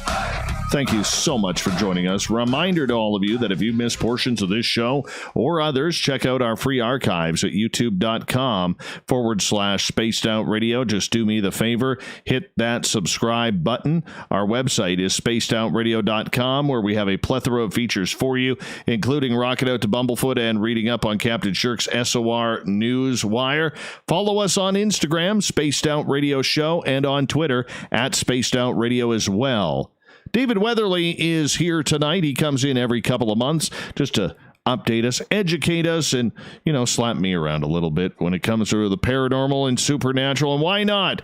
Everybody needs a good David Weatherly story in their life. His website, eerielights.com. You can check out his Wood Knocks Bigfoot series. It's phenomenal. I highly suggest you do. David, welcome back. Thanks, man. I want to change topics here a little bit, my friend, if you don't mind. I know you were in story time previous to this. But if you want to finish that story, that's kind of cool. Or we can move on. Up to you. No, we're good. All right. Just keep rolling. All right, let's just roll. There are so many books out there and stories that need to be written. Which story are you looking forward to telling the most that maybe a lot of people haven't heard of yet or isn't very well covered? Is there a story out there like that, Dave?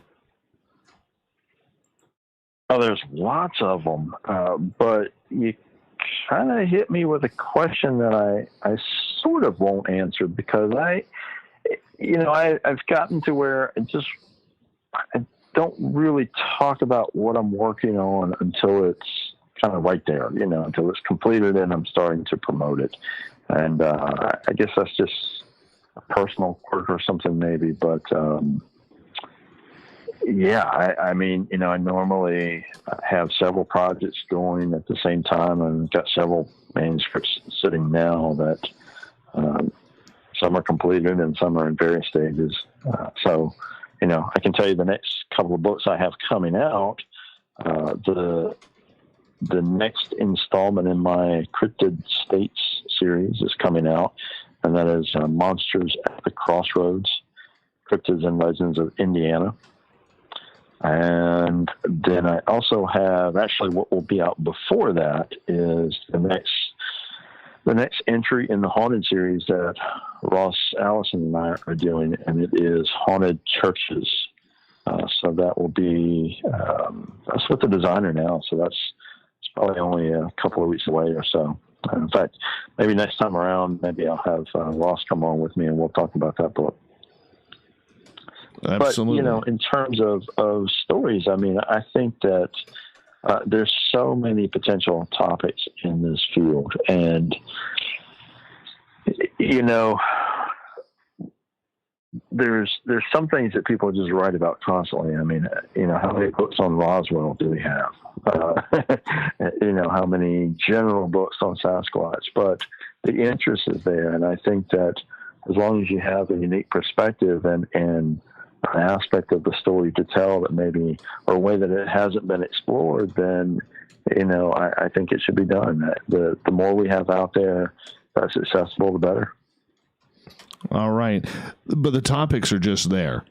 They're just out there. It's a matter of, because I'll be honest with you, I want to go. This is what really was what I wanted to talk with you about, because we'll get into something else next. But when it comes to topics, I think a lot of us are still waiting for that next Betty and Barney Hill story, that next Travis Walton story, or the Conjuring type story that's really going to hit home, because we know what it's all about. Maybe we've experienced it ourselves. You know what I'm saying? And is that story still relevant? Is it still out there? Oh, I think so. And honestly, we probably don't really have a way of knowing what that is until it's revealed. And what I mean by that is that, the things you mentioned, they were all new when they were presented, right? When the Betty and Barney Hill abduction happened, it was a very unique case for the time period. And, when the Interrupted Journey came out, that was nothing like that specifically had necessarily been published before. There were so many different unique aspects to the case. The same with Travis Walton's case. So when Fire in the Sky came out, it's him telling his story. It was very different. And, there can be another 50 books about Travis's abduction, but they're not going to be the same as that first one. The same for the Hill case. So, but in that sense, the next thing that's going to come out is a story that, maybe we don't know about yet, or maybe some person out there knows. They just haven't told the tale yet. Well, let's hope that we can get it out there, because it would be a great movie. We all need a good movie like that. Oh, it'll happen. I hope so. It'll happen. I hope so. I'm leaning towards Chris Bledsoe, but that's me. That's just me. No insider information there. No, I think you're talking about a story that really hasn't been put out to the public yet at all. True. Really, that's what you're talking about until the moment it debuts. Absolutely. You think about the things that happened with Travis's case, when it all occurred. So you had the whole media wave, and then of course, much later on, he tells the story and it gets published. But I don't know. I mean, there's certainly fascinating cases out there that haven't been presented very, very much, and there's some that have happened in other countries that haven't been overly exposed in the United States. I mean, you and I have talked a bit about the Zanfretta case, and that's one that really, really fascinates me, from Italy, and not a lot of people here know about it. But, if you're talking about getting it out to the masses in something like a movie, then yeah, there's a different level of that too. And even some of the classic tales haven't been told in that sense. I mean, I'd love to see someone make a really good movie of the Kelly Hopkinsville encounters. I mean, that's just a crazy story. And it's, it's got all the right components, and it's a mystery that we'll never really solve, probably. True. I agree with you there. David Weatherly is our guest tonight on Spaced Out Radio. David, with everything going on in the United States government when it comes to UFOs, and it's getting a little weird out there right now. Now they're being proposed as of this week from Marco Rubio about putting funding into the unidentified aerial phenomena. This leads me... the Intelligence Act, yeah. Absolutely. And I think that's incredible. Yeah. I really do. And I think that's a good move. And, we could talk about that in a few minutes, but this kind of leads up to my question. Are the days of the men in black, if they are a government agency, over now because UFOs, UAPs is becoming a daily topic around the media? I would speculate no. And I'll tell you why. Even as this continues to develop, there's always going to be a portion of it that is held in secret. I think that there are going to be pieces that the government continues to try to hide or conceal. And if we consider that, portions of these sightings and encounters have to do with the black budget and various military projects, there's always going to be government officials who believe in the need for secrecy within, certain aspects of this phenomena. So I don't expect that it's necessarily going to change in that regard. You and I have talked a lot about disclosure and, my opinions on it. I mean, I think we're living in the time of disclosure, and it's not really by government actions. It's the government is kind of behind the stick on this because, or behind the curve on this because it's disclosure is happening just by the number of people who are saying, no, wait a minute, we know something's going on, and independent organizations and other foreign governments who have released their information. So, this disclosure is happening by default. Okay, so let's fast forward to what is happening now then. Is there a need anymore for men in black to come knock on some experiencer's door and say, yeah, you may not want to talk about that anymore, or we recommend you to just shut up about that UFO landing? Are we still going to see that? Well, potentially, yeah, because if it's something that the military is trying to conceal, absolutely. A good example is, look at all of the furor over Area 51 and the Storm Area 51 event. Now Area 51, everybody associates that with UFOs, but we know that there are secret military projects that take place out there. So, we get all these people professing that they're going to storm the area and force, a revelation of what's at that area, which as we know now, it really came to not much of anything. But the point is that the government was well prepared to protect that base and the secrets that lie within it, be they UFO secrets or secrets of national security. So, if we consider that a portion of Men in Black encounters are government agents shutting people down from leaking out any information that could compromise projects, then yes, certainly we're going to continue to see some of those incidents to a degree. All right. Well, let's fast forward to Marco Rubio, the U.S. Senator who is part of the Intelligence Committee, and he wants to make unidentified aerial phenomena part of the next fiscal agenda and believes that there should be funding in regards to this. Nick Pope recently came out saying that maybe when they were briefed by the U.S. Navy that some of these senators were a little disturbed about what they had seen because they're going to see a lot more than what we got to see with the 3 videos that were released by the Navy. So my curiosity and my question to you is this a good thing or a bad thing that potentially taxpayer dollars might be used right in front of your noses to look for UFOs? Well, this is, just a personal opinion, but I'm much more comfortable with tax money going for that than for a lot of the other things that it goes for. So, from that perspective, okay, I'm sure a lot of people would be upset about it. I think it's pretty fascinating that this has come up, for a number of reasons. One is just because of the time period that we're living in and the things that aren't being revealed. I mean, the Tic Tac UFO video alone that disrupted, so many government officials.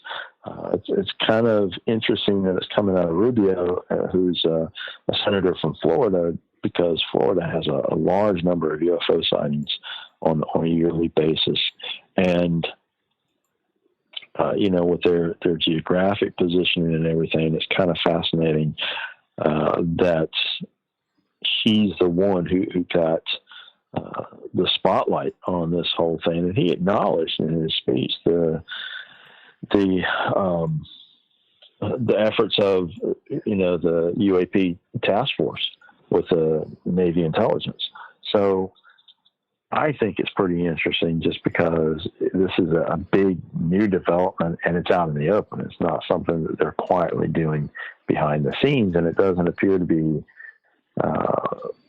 anywhere near, say, for instance, Project Blue Book that was aimed at shutting things down and debunking things. Now they're taking a very different approach and saying this could be a potential threat and we need to look at it. And you're right. Some of these senators may be very disturbed at the information that they've received, and probably with good reason. That you're looking at things in the sky that behave in ways that no other craft that's known to exist behaves. So there's good reason and good intent, I think, behind them saying we better take a look at this and figure out what's going on. Question from Fitness Girl in our YouTube chat. Do you believe TTSA has been a help or a hinder to ufology? Oh, boy. Loaded question. I just ask him, man. I just ask him.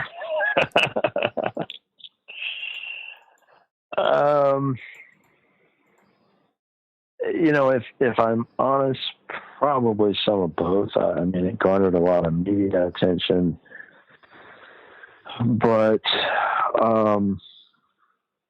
we sort of get into the spectrum again of. And this is a tough one to navigate. We sort of get into the perspective again of entertainment versus, valid research and who's doing what. So, because of the very nature of how the organization was formed and all the attention being put on DeLong and, everybody says, oh, this guy's he's a fantastic researcher. Well, why? Why is he a fantastic researcher? Because he's a celebrity who suddenly decided to become interested in the topic. That doesn't make any sense to me personally. To me, the true stars in studying this field are people, like Jacques Vallee. But the timing of it is not really surprising because of all the attention being shifted over to aerial phenomena. So I think, like I said a moment ago, I think it's probably some of both. I think there's some good and some bad. But ultimately, the question will be answered by what direction it goes and what results we see. Because personally, I haven't really seen anything yet in terms of results. All right, this leads to a follow-up question from Jules in our YouTube chat, who is asking, do you think it's plausible to have this public report in 180 days like they were asking, and why so fast, in your opinion?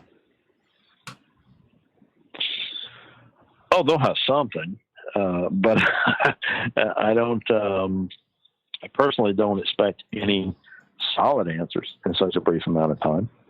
And I think as to why they're asking for it so quickly, I think again it maybe reflects back to what you were saying, Dave, is that suddenly this is thrown in the spotlight, and some people have gotten very disturbed and quickly decided we want some answers and we want them right away.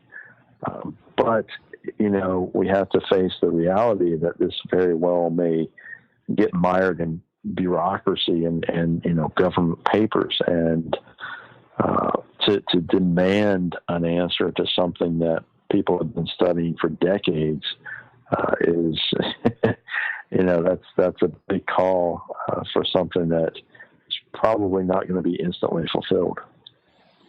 It is going to be interesting to see where it plays out. Is this a good thing that they're discussing it in public? Because the one thing that has always been the determination factor of everything is that this has always been a national security measure. And, we keep those things quiet. We don't need to talk about the UFOs or the aliens to the people out there. And let's just deny that we've ever been watching. Is this the start, in your opinion, to some sort of actual disclosure?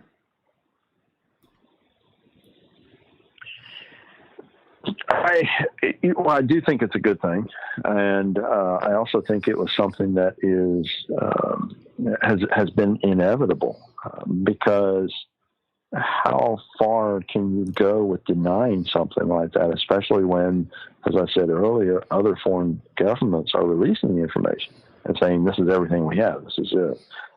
So they were sort of backed into a corner in a sense. And it got to the point where something had to be done. Now, I fully believe that what is being discussed publicly is only a portion of what's going on and what's really being discussed behind closed doors. So the big question will be, how much do they choose to reveal? But I'm still adamant that we are living in disclosure just by default, because so much of this is coming out into the open, from other sources, from independent organizations and from other governments that have completely opened their files and said, okay, this is what we have. We don't understand it. So some of the larger governments in the world have been more hesitant because it's a big thing for them to admit that they don't have the answers. And that's where the crux of the problem is for them. How do they navigate this and say, okay, we're studying this because we don't have the answer and we can't give the answer, but we're going to pretend we know exactly what's going on. It's kind of full circle with what went on with Blue Book. They didn't have the answers, and they basically said, well, we're going to create this study and we're going to come up with the answers one way or the other. And yeah, they did one way or the other, simply by saying no. But in the course of all that, what did we get? We got, Hynek, who started out as a skeptic and then came to believe that something unexplained was going on. Do you believe that they do know deep down, as we got about about 2.5 minutes left? Do you think somebody does know what's going on? It's just the majority haven't been let into the private club, so to speak? Yeah, I think there are people with varying levels of knowledge that would probably be mind-boggling for some of the public in terms of UFOs and potential alien presence. And there are people who know things that are never going to open up about it. That's just the way it is. But we sort of have things coming at us from many different directions right now because we have these government officials who are stepping out and saying, we're studying this. We want to know, more. Rubio is a good example. I think he's very curious and I think he's concerned, but I don't think he has advanced knowledge of what's going on. But I think he's suddenly realizing something more is going on. We better get to the bottom of it. And then the other side of the coin is we've got all of these scientists who are now making amazing discoveries. And what was the latest thing? They said that there were at least 36 alien potential alien civilizations within range of us. I mean, that's crazy. And look at how, in a way, how little effect that had to the populace. People were saying, oh, okay. It's so much more acceptable now, whereas 50 years ago, people would say, oh, this is science fiction, what are people talking about? 36 alien worlds. But, now it's just like, oh, okay, 36 civilizations out there. I think it too, Dave, has a lot to do with a dying off, highly religious North American population. Okay, like if I look at my parents, okay, my grandparents, they would never believe in this. It was evil. It was signs of the devil. And, that's not to smite anybody who has religious belief. It's just what I've discussed with my mother. That's just a simple conversation. And I think it's because, too, these younger generations, like the 40 and under crowd, the 35, and I even look at my son as young as 7 years old, they're paying attention. They want to know. They're reaching for the stars, and I think that's a good thing. I really do, because I think it's going to bring in some sort of influence that they're not going to be scared when it does come down. David Weatherly is our guest tonight on Spaced Out Radio. EerieLights.com is his website. We have him for another 30 minutes here. Then we'll get to the SOR Newswire and the Thought of the Dave. Stay tuned. More Spaced Out Radio coming up in Hour 3. Yeah, I look at my son. He is all over this. And then I look at my mother, and she's still demons, man. All about the demons. Yeah. Two ends of the spectrum. Oh, yeah. Oh, yeah. It's bizarre. Hey, I'll be back in a second, man. Yeah, me too. I'm just going to run my pups outside. Space Travelers Club for just $5 a month. And follow Spaced Out Radio on Twitter at Spaced Out Radio. Our Instagram, Dave Scott SOR. Our Facebook page is Spaced Out Radio Show. Our archives are free at youtube.com/Spaced Out Radio. Come woo it up with Spaced Out Radio today. Bye! Hey, Space Travelers, this is John Resig, founder of the Chive and Chive Charities. If you know anything about our website, you know we like to do things a little differently. We're not some faceless organization collecting money for a nebulous cause. Our donor dollars go directly toward life-improving items. Then we give those items directly to an underdog who needs it most. To become a donor with Spaced Out Radio's official charity, Chive Charities, just go to chivecharities.org/donate. Looking for creative ways to get your company out in the public? How about advertising on Spaced Out Radio? Our sales department is waiting to hear from you, and we can work around any budget. From commercial spots to banners to special promotions, there are many opportunities to get your name and product out to our SOR listeners. For a price guide and more information, please contact us at sales@spacedoutradio.com. Hello everyone, this is Ryan Stacy from the Experiencer Support Association, otherwise known as TESSA. We're glad to team up with Spaced Out Radio to help investigate your experiences on the SOR Sightline Report. Together, we'll investigate the strange sightings and occurrences you've had. We're looking for answers just like you. So fill out a Sightlines report on the Spaced Out Radio website, and let's figure out what's going on together.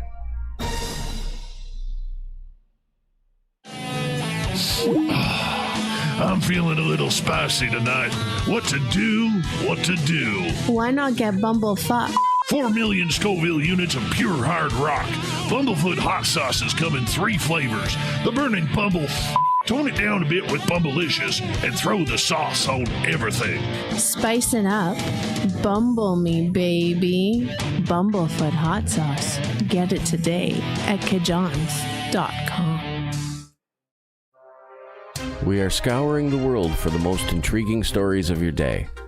Take the time to read up on the SOR Newswire, where our team, led by Captain Shirk, will deliver to you some of the best paranormal and supernatural news, along with some stories that will blow your mind from the weird to the wacky. It's the news outside the news that piques interest, and that's what we're looking to deliver to you. The SOR Newswire, only at spacedoutradio.com. We're adding to the entertainment online for Spaced Out Radio. I'm Amber Beckard, and I want to invite you to subscribe to our YouTube channel and check out Cryptid Tales, where I will take you on a journey into some of the strangest legends and lore from around the world, relaying the stories to you of the strange creatures and experiences that people have had throughout time. You can find Cryptid Tales at youtube.com/Spaced Out Radio, and while you're there, don't forget to check out our free archives and leave a comment. See you there.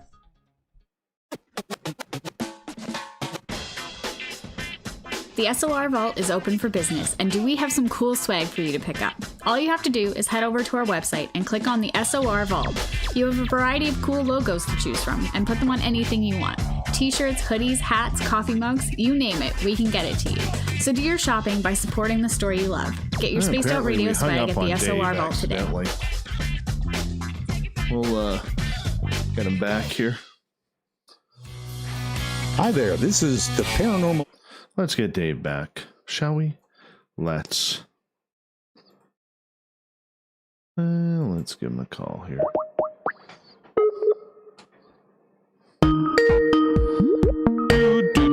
Hi, Lie. How are you? Bomber, what's up? Hey, man. Hey, buddy. How are you? We got like 2 minutes. Lots of time. Lots of time. Anywhere you want to go on this one? Last half hour. Those tracks are beautiful. Aren't they? And those tracks are beautiful. Aren't they? One, beside my boy's hand, that one, I stare at that one all the time because it's just gorgeous. I just want the big one. You know what I'm saying? Just one big print, Dave. Yeah, I know. One big print. Give it time. Oh, yeah. He's coming. Just make sure you cast it. Oh, yeah. Yeah. Absolutely. Absolutely. I want a casting for my office here for the studio. I want a casting. Yeah. You know, one that I can. Area. Yeah, that'd be perfect. Yeah. Then I'll make replicas and I'll send you one. Yeah. Nice. Yeah. Nice. 1 minute here. Any place you want to go this last half hour? No, I don't care. I know you don't. I know you don't. We just love it that you're here.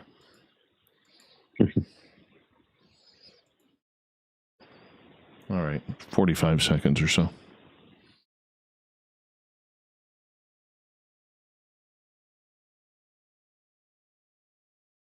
I got a question from Jeff Webster coming up. Yeah, the bear prints, those are tiny bear prints too. Tiny bear prints. Yeah. So it's a youngster running around there, maybe a year or two old. Which is Sticking nice. out his territory. Oh, yeah. Yeah. It's all good. It's all good. All right, my friend. We got about 10 seconds till we're underway here. And make sure you keep on listening because with Spaced Out Radio, you know little brother is watching. All right, music's on. The Would you like to connect with us? Head to spacedoutradio.com for all your latest show info. Here we go. Now, back to Dave Scott and SOR. Kicking off the third and final hour of Spaced Out Radio tonight, I am your host, Dave Scott, sitting in the captain's chair of SOR headquarters. Thank you so much for joining us. We really do appreciate it. We welcome back everyone listening in across the continent on our terrestrial affiliates and on the digital side on TalkStream Live and Revolution Radio. Remember, you can check out all of our archives for free at youtube.com/Spaced Out Radio. Just do me the favor, hit that subscribe button. The Desert Clam has set the password for tonight in the SOR Space Travelers Club. Oh, where is it here? There it is. Lithophilus. Lithophilus is your password, or it's probably Lithophilus. That's probably what it is. I don't know, but the Clam sets a password each and every night right here on Spaced Out Radio. Our website is spacedoutradio.com, where we have a plethora of features for you, including rocking out to Bumblefoot and reading up on Captain Shirk's SOR Newswire. On Instagram, we are Spaced Out Radio Show, and on Twitter, at Spaced Out Radio. For the final time tonight, we introduce David Weatherly, one of the top researchers in North America, and I would say the world, when it comes to investigating everything from fairies and gnomes all the way to aliens and UFOs. His website is eerielights.com. You can find all of his books there as well, including his Woodknock series and his Haunted series as well. David, welcome back. Thanks, man. No problem. Question coming from a gentleman who you know as well, Jeff Webster. He works with Merle on Haunted Crew of Canada. He's asking, if you could discover only one conclusively in the subjects, would it be alien life, Sasquatch, ghosts, and why?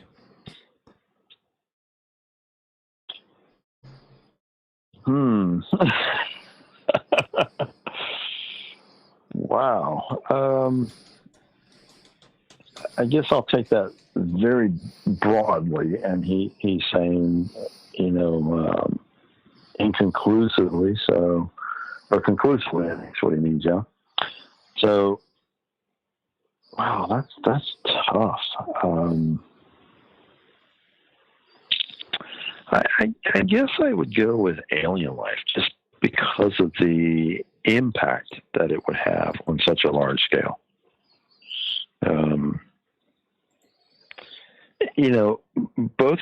All of those are tough because I know already from myself. So, I've kind of proven it to myself, and I haven't really set out in this field to prove these things to other people. I think if you start in the field with that goal, you've got a tough road ahead of you, because there's always going to be people that, the old adage, you'll never convince a skeptic and a believer doesn't need proof. And, the thing is that no matter, a Sasquatch could stroll in and throw a skeptic over his shoulder and head off into the woods. And, the guy would stumble back out claiming he was abducted by a bear or something. It's just one of those things. There's certain people that are never going to believe. They're always going to deny, and there are plenty of people that have never seen a Sasquatch or even a track in the wild, and they're absolutely convinced that the things are out there. So, all of these topics, they have people on both sides that believe or deny. And, if you want conclusive proof, the question is, why do you want it? If you want it for something that's going to create a dynamic effect, then any of those things is going to, completely change the world from many perspectives. Aliens and ghosts alone will change the world from a scientific perspective, from a religious perspective, and lots of other things. So I don't know. I guess when it comes down to it, I'm fine with coming up with proof on any of those things. See, for me, it would be Bigfoot. It would be, and the reason why it would be is because I personally do not believe that a minimum of 50% of this planet, its residents, are ready for any type of reality that aliens and alien civilizations are out there and potentially visiting us. I don't believe that for a second. You know, that's why I think Sasquatch is kind of the way to go with that, because there is so much evidence out there. The majority of this area that we call North America is so full of wilderness that it's not surprising that we haven't found it yet. It really isn't, especially the more north you go.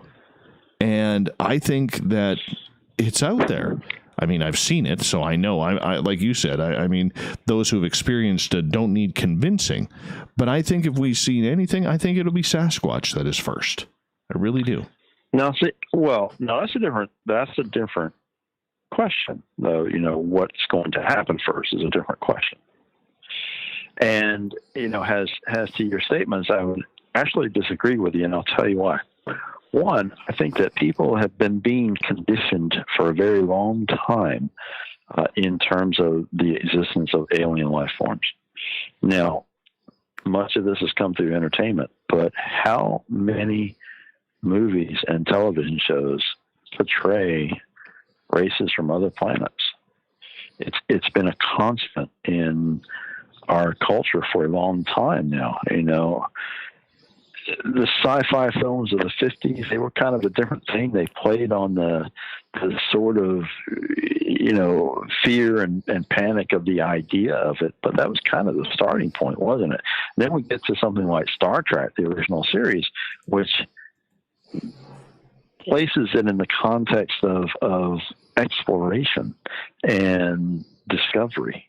And ever since then, I mean, it's been nonstop, and we get a wide range of this stuff, you know, from continued Star Trek series up to movies like Independence Day that give us an apocalyptic version of aliens landing and, you know, destroying things. So I think that for many, many years, people have been being conditioned to the idea that at some point our race is going to interact with races from other planets. You know, look at what happened several years ago with the Vatican announcing that, hey, you know, if aliens come down, they'll be welcomed into the fold of the church. Now, the point is that, you know, all of those things seem to a degree outrageous if you sit quietly and think about it in logical terms. But at the same time, again, there's all this cultural conditioning that's been going on. Ghosts, however, that's another matter.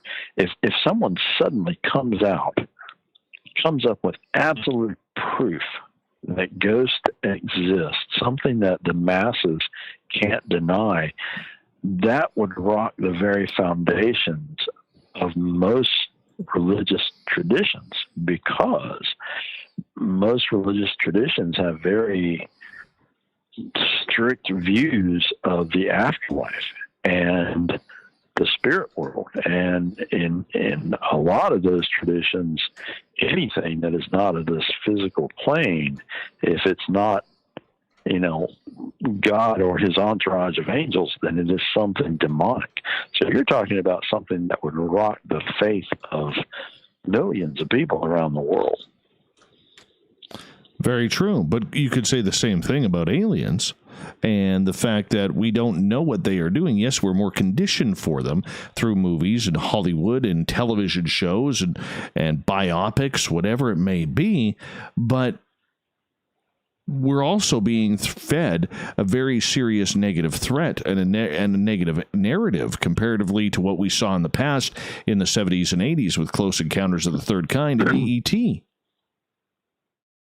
Sure. And like I said, and I agree with you to an extent, but like I said, I believe that the masses aren't really being conditioned to accept the idea that the spirit world, that ghosts exist.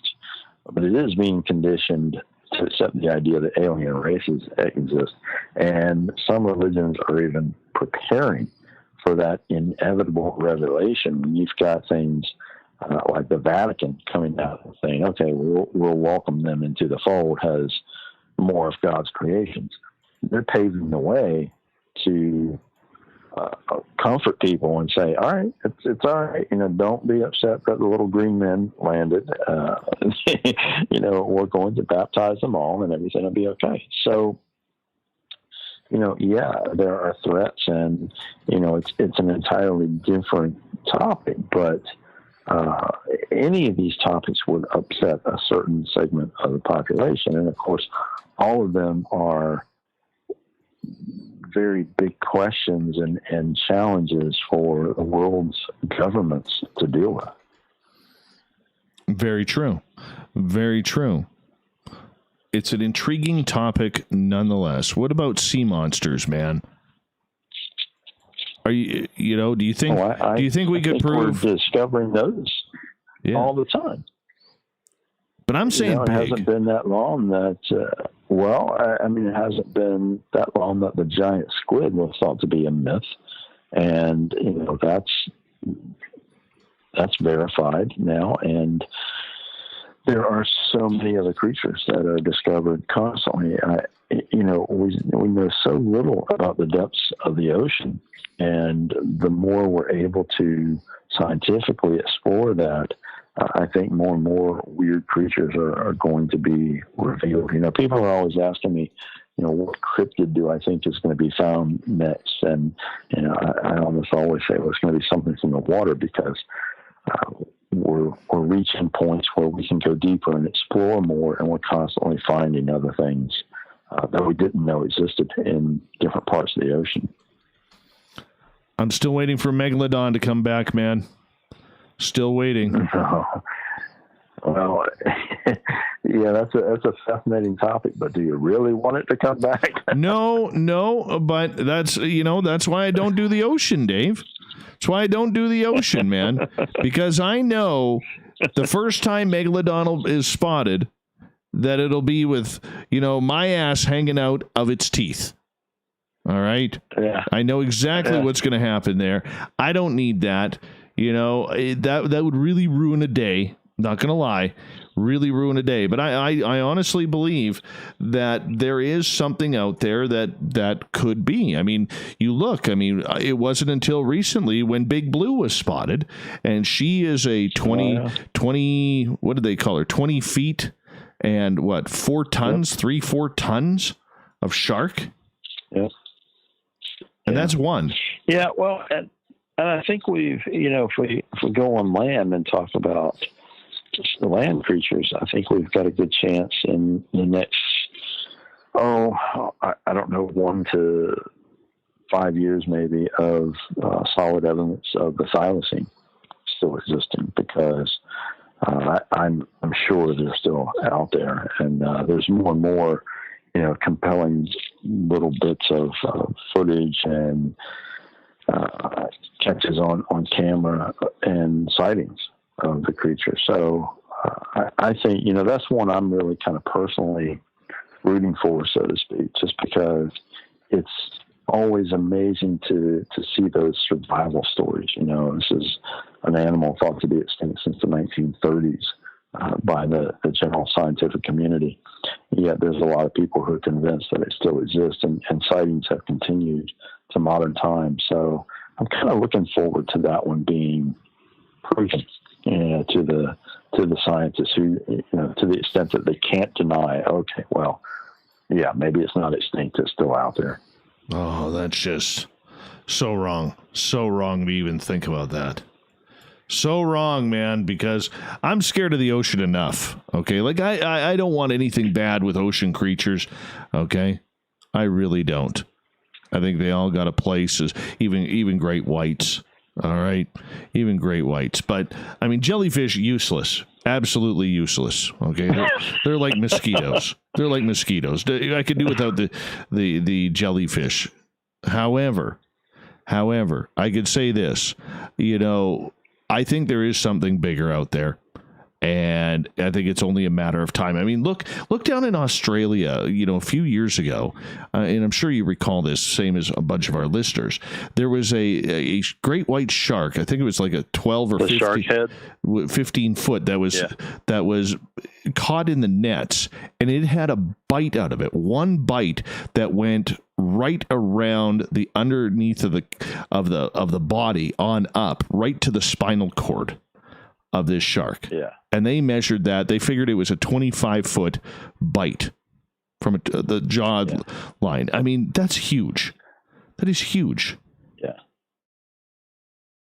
I mean, something's out there. You know, it's kind of mind-boggling. But again, you know, we know so little about the depths of the ocean that it's difficult to imagine to a certain degree what exactly is living down there. The megalodon, you kind of hung up on this thing. So, you know, the thing is that, it's possible. I mean, there have been, you know, aquatic creatures that were thought to be mythical and surfaced. I mean, of course, the coelacanth is a famous example in cryptozoology.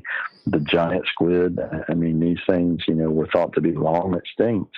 And suddenly, you know, they resurfaced and they were proven real. So, yeah, it's certainly conceivable that there is a much larger predator, much larger shark down there that we just haven't seen in many years.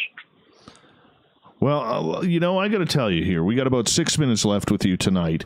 And as always, it flies on by here. And we haven't touched on anything ghostly.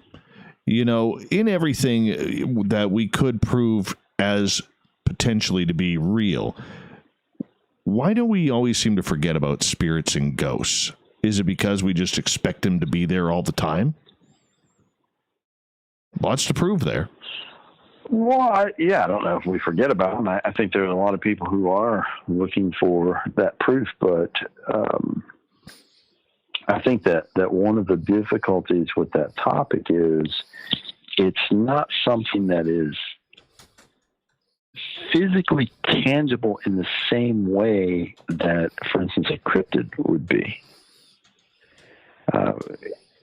Or, you know, even a member of another alien, you know, of an alien race that would come down. So it's a very different type of phenomena, a very different topic to deal with. And again, as I stated earlier, this is a topic that, if proven with certainty, you know, to the general populace, would deeply affect religious beliefs of people all over the world, because, you know, it would go to the very core of a lot of these religious traditions.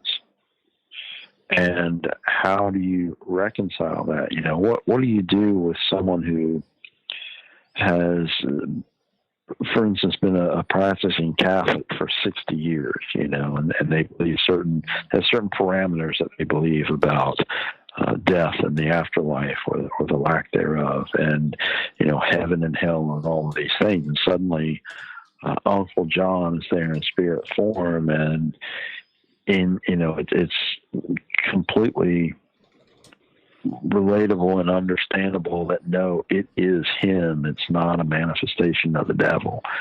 This is something that would completely go against the core beliefs of that person, and how do they reconcile that? So you multiply that by, you know, thousands of millions of people. Really, you're rocking the entire religious foundation of the planet to a degree. But again, this is a phenomenon that is very difficult to prove, in the sense that, you know, where does the tangible aspect come in? Now, people are going to be thinking, okay, well, I've had experiences with spirits, and it is very tangible and physical. Yes, it is for you personally. For many people, it is personally, because there are plenty of people that have those direct experiences, and many of these people on an individual level can reconcile it with their religious or spiritual beliefs. But that's very different than suddenly having something that occurs on a planetary level, because a lot of people are not prepared for that. And despite the popularity of things like ghost hunting shows and, you know, on reality television, there's still a lot of people who can't make that leap and completely accept, okay, somebody can be here in spirit form, somebody can still be communicating with me who's passed on. It's a very difficult thing, because this is a realm, I think, that is very personal in a completely different way than any of these other phenomena that we've discussed. You know, you can relate to this and connect to this in a completely different fashion than you could the topic of Bigfoot or you know, an alien comes down in a spaceship. This is something that is emotional and you know, tugs at the heartstrings and the mindset of people on a very, very direct level, very differently than these other phenomena would. Well, you know what? I would love to see more true investigation into the whole spirit realm and ghosts, because the one thing that we all can guarantee in this world is we're all going to die. And I'm not trying to end this on a morbid note or anything, but I think for a lot of us out there, my friend, we definitely want to know that life continues on the other side. And to me, I think that's a huge part of the mystery that I would love to be able to solve, you know, especially for my own anxiety. And there's a lot of people out there. And I think that's what we got to be reaching for. Yeah, and really, you know, when we go back to the question that Jess asked, I mean, really, that's the ultimate question out of those three topics, isn't it? Yes. You know, what exactly is on the other side? You know, what's the nature of the spirit world? So, yeah, that's that's something that we're all going to eventually find the answer to. Absolutely. David, we got a minute left with you tonight, and I appreciate you once again coming on, and we will be talking to you again in the month of August. I want to say thank you for being a good fan and a friend of this show. Let everybody know where they can find your books. EerieLights.com is the website. You'll find all kinds of updates there on things that I'm up to, new projects that are coming out, as well as a listing of previous books, and all the books are available at Amazon.com. So please check out those sources. Eerie Lights also has an Instagram page and a Facebook page, so you can follow all of those things. Instagram is fairly active. You can check it out. And, yeah, please like those pages and follow along. And I look forward to chatting with all of you guys in a couple of months. Yeah, and we just followed you from our new Instagram page, Spaced Out Radio Show. So I love your logo, the glowing lantern with the skull in it. That is fantastic. That's got to be Sam Sheeran. Has to be Sam Sheeran. It is. Of course it is. David Weatherly, everybody. Good friend of this show. Great guy. Fantastic hair and one of the best researchers when it comes to everything strange, weird, supernatural, paranormal, and cryptid. This is a real monster hunter right here in David Weatherly, EerieLights.com. Coming up next, we have the SOR Newswire and the thought of the day. Stay tuned as we start to take this home on Spaced Out Radio. My friend, thank you so much. Appreciate it. Hey, man, you're welcome. All right. Go enjoy your night. Have a good one. All right. Bye-bye. All right, man. Talk to you soon. You Bye. too, buddy. Bye-bye. Love him. Love him. A little bit of clapping for David Weatherly. That's a good guest, everybody. Solid guest. Always a solid show with him. You know, he never gets too high, never gets too low. He just brings it, and it always is there. It's always there because that's the type of dude he is, man.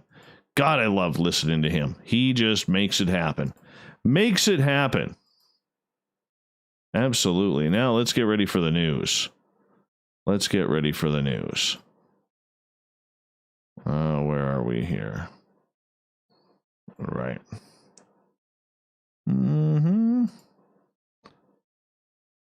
Funny story. Do you guys remember last night on the news where I did that story on the guy who got arrested for farting? Anyways, Captain Shirk messages me. I wake up to this message from Captain Shirk this morning, and she's like, "Really, a fart story?" Ah! And I'm like, Captain, I'm going to tell you once and once only. A fart story will always make it on the air with us. Always make it on the air. I don't know why. I just have potty humor at times. All right. But I think that is funny. Getting arrested for ripping one? Why not? Why not?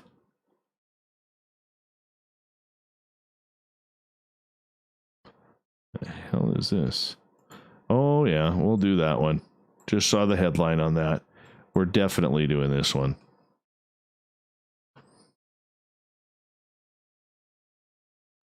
Let's see here. That's an important story to get out there. So that's 1, 2, 3, 4, 5, 6, 7. We should probably do one more. That's such a good story. We'll get to it in a minute. See if we can find a Canadian story. Canadian odd news. See what happened today.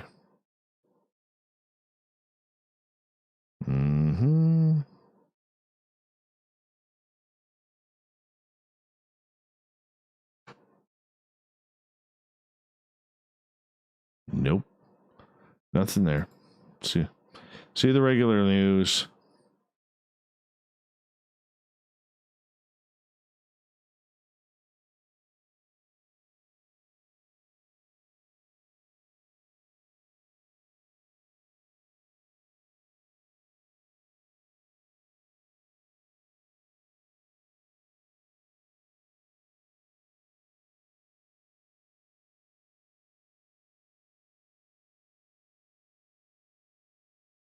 Always so serious. Nothing good here.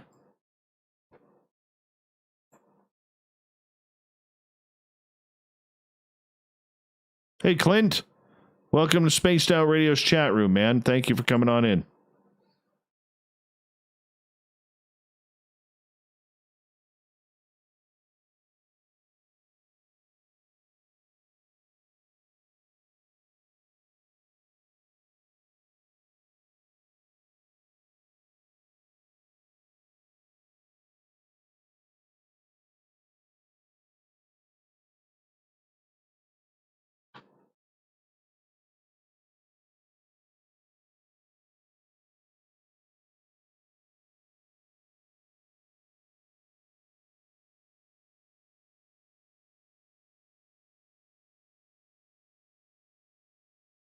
Trying to find another story.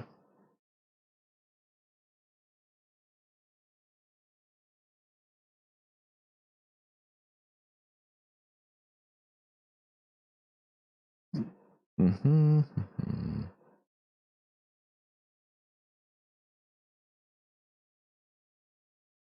we'll just use this one. 1, 2, 3, 4, 5, 6, 7, 8. I think we're good.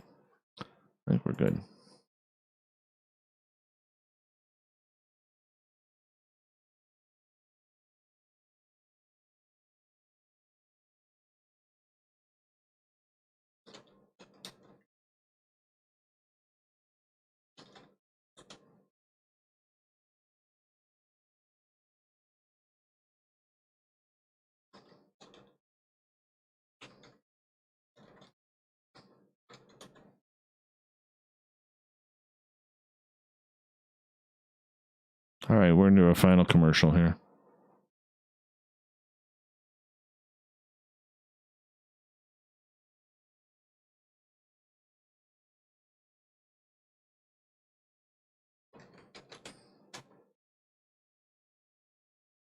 Here we go. Let's have some fun. Available now at kajans.com. Hey, Pedro. What's going on, man?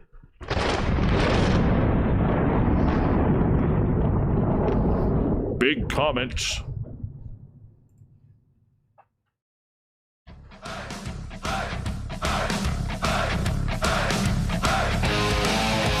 We We've rounded third. We're heading for home tonight on Spaced Out Radio.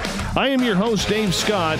Thank you so much for joining us tonight. We really do appreciate you taking your important time to hang out with us. I want to remind you that if you miss portions of this show or others, you can check out our free archives at youtube.com/Spaced Out Radio. Just do me the favor, hit that subscribe button. Our website is spacedoutradio.com, where we have a plethora of features for you, including rocking out to Bumblefoot and reading up on Captain Shirk's SOR Newswire and much more. Follow us on Instagram, our brand new page, Spaced Out Radio Show, and of course on Twitter at Spaced Out Radio. Speaking of the news, oh yeah, it's that time again.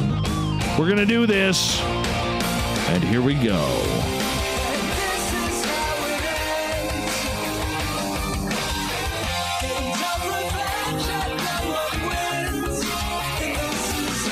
The news is always changing, which is why we bring you the SOR Newswire at the back end of every show.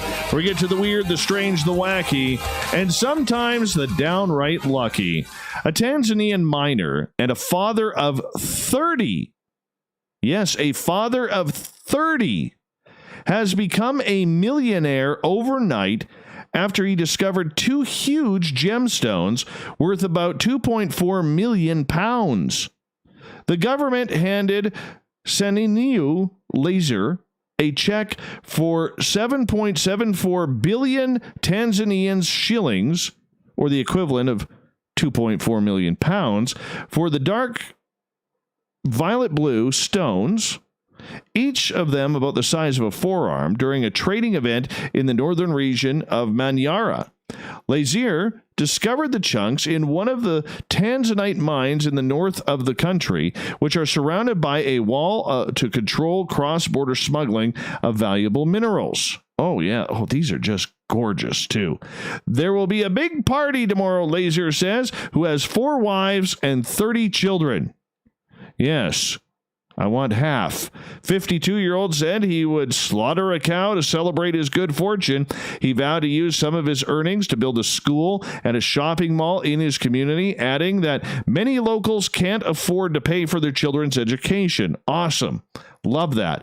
But he insisted that his lifestyle would not change and that he would continue to look after his herd of 2,000 cows. The first gemstone weighed 20 pounds, while the second weighed 11 pounds. A mines ministry spokesperson said before Lazier dug out the chunks last week, the largest Tanzanite stone ever recorded was just 7 pounds. Tanzanite is an ultra-rare gemstone found only in a small northern region of the East African nation. Lazier was pictured on Tanzanian television being presented with a large check after the Bank of Tanzania bought the gemstones in a ceremony yesterday. President John Magufuli phoned to congratulate Lazier live on television. This is a confirmation that Tanzania is rich, Magufuli told Minerals Minister Dodo Biteko. And Tanzania last year set up trading centers around the country to allow artisanal miners to sell their gems and gold to the government. Artisanal miners are not officially employed by any mining company and usually mine by hand. Magufuli inaugurated the wall around Tanzanite mining concessions in northern Tanzania in April 2018 in an attempt to control illegal mining and trading activities. At the time, he said 40% of Tanzanite produced was being lost due to illegal mining.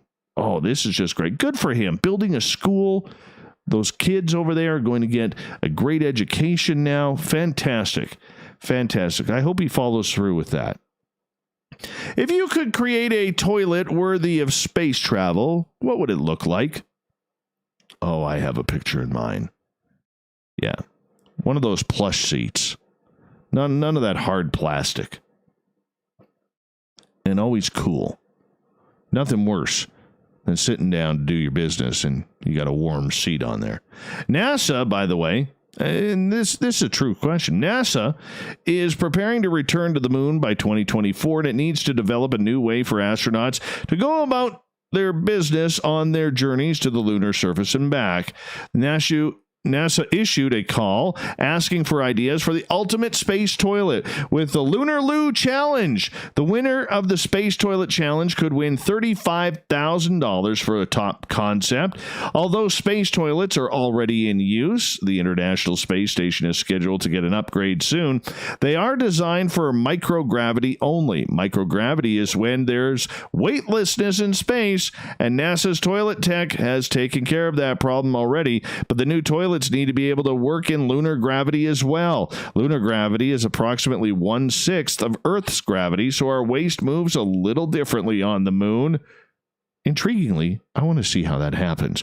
In addition to having the new toilet function in both microgravity and lunar gravity, it has to adhere to a set of strict specifications.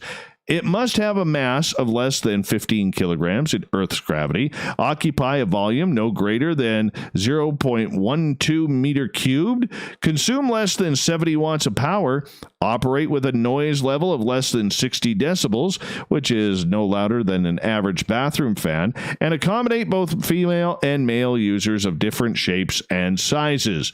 While we may know how to make space toilets, we recognize that there are a lot of innovations going in waste management, from the no-flush toilet to waterless toilets and more, said Mike Interbartolo, project manager for the Lunar Loo Challenge.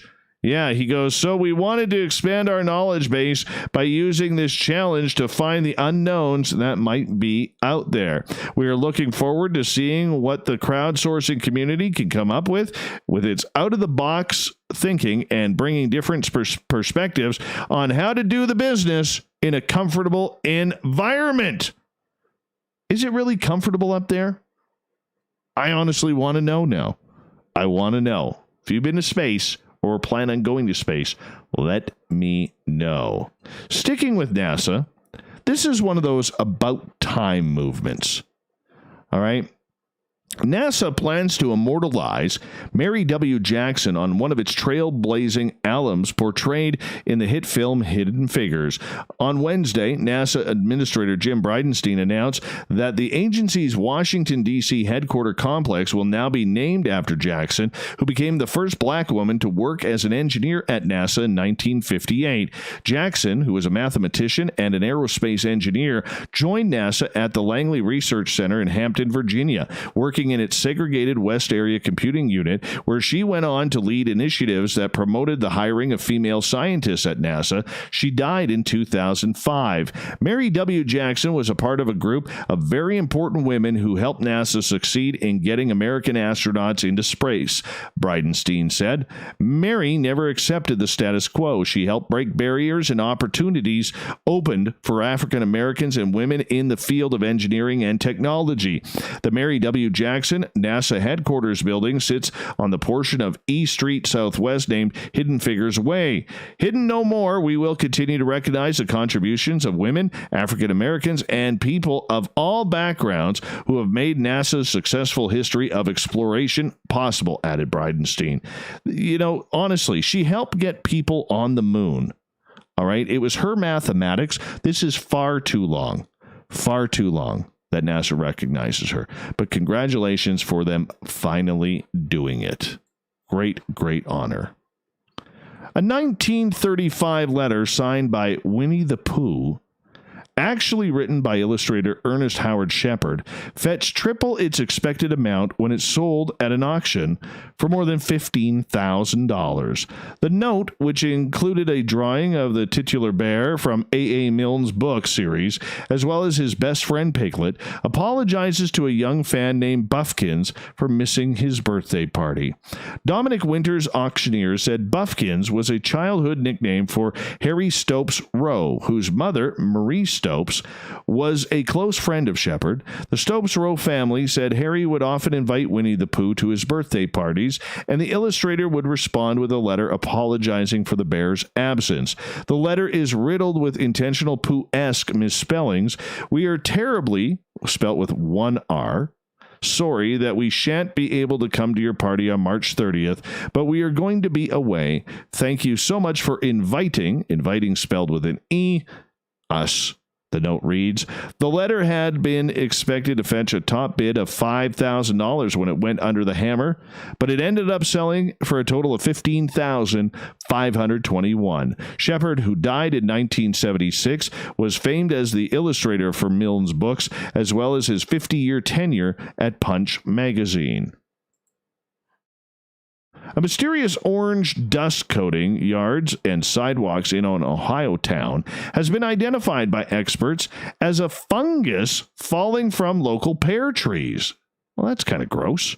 Residents in Sharonville said Bradford pear trees have long been a staple of the town, but this was the first year that an unusual orange dust sprinkled the ground near the trees. It just was so thick, like orange Cheerios or like sidewalk chalk, that somebody ground up and just kind of scattered it under each individual tree so you can just walk up to it, look down the street, and see these little pops of orange all over the sidewalk, resident Julie Dietrich said.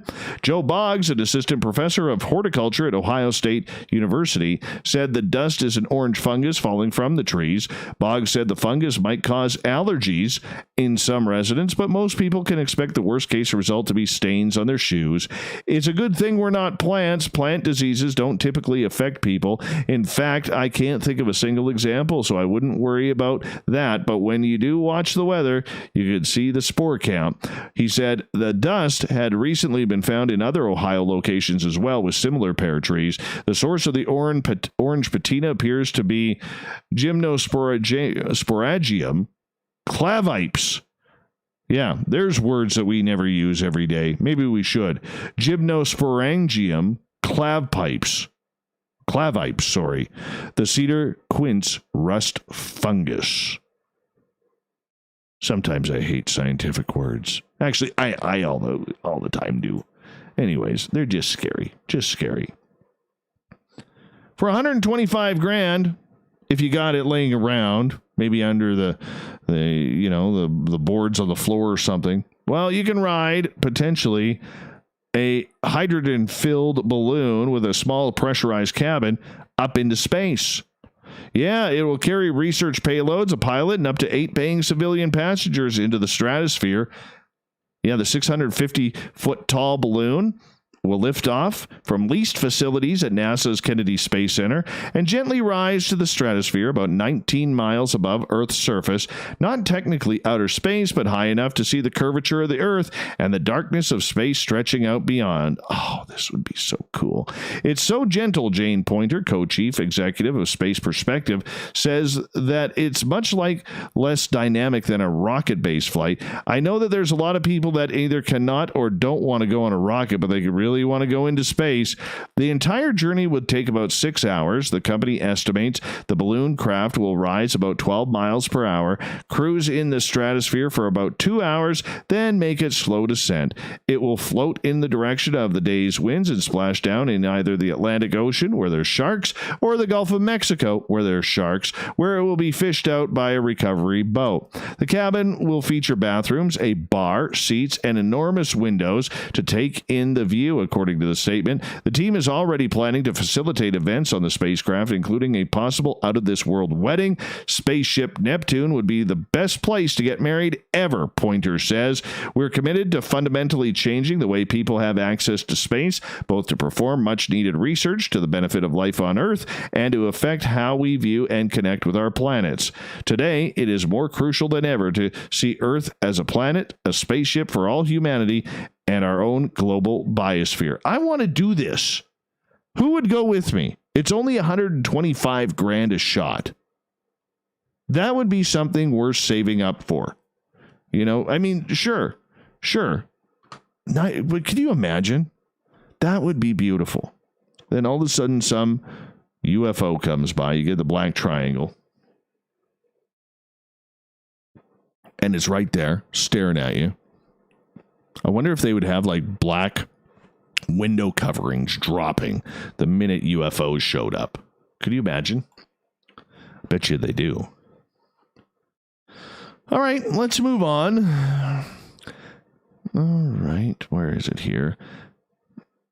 A man in his early 50s nearly died recently after inserting an eel up his bottom to cure constipation.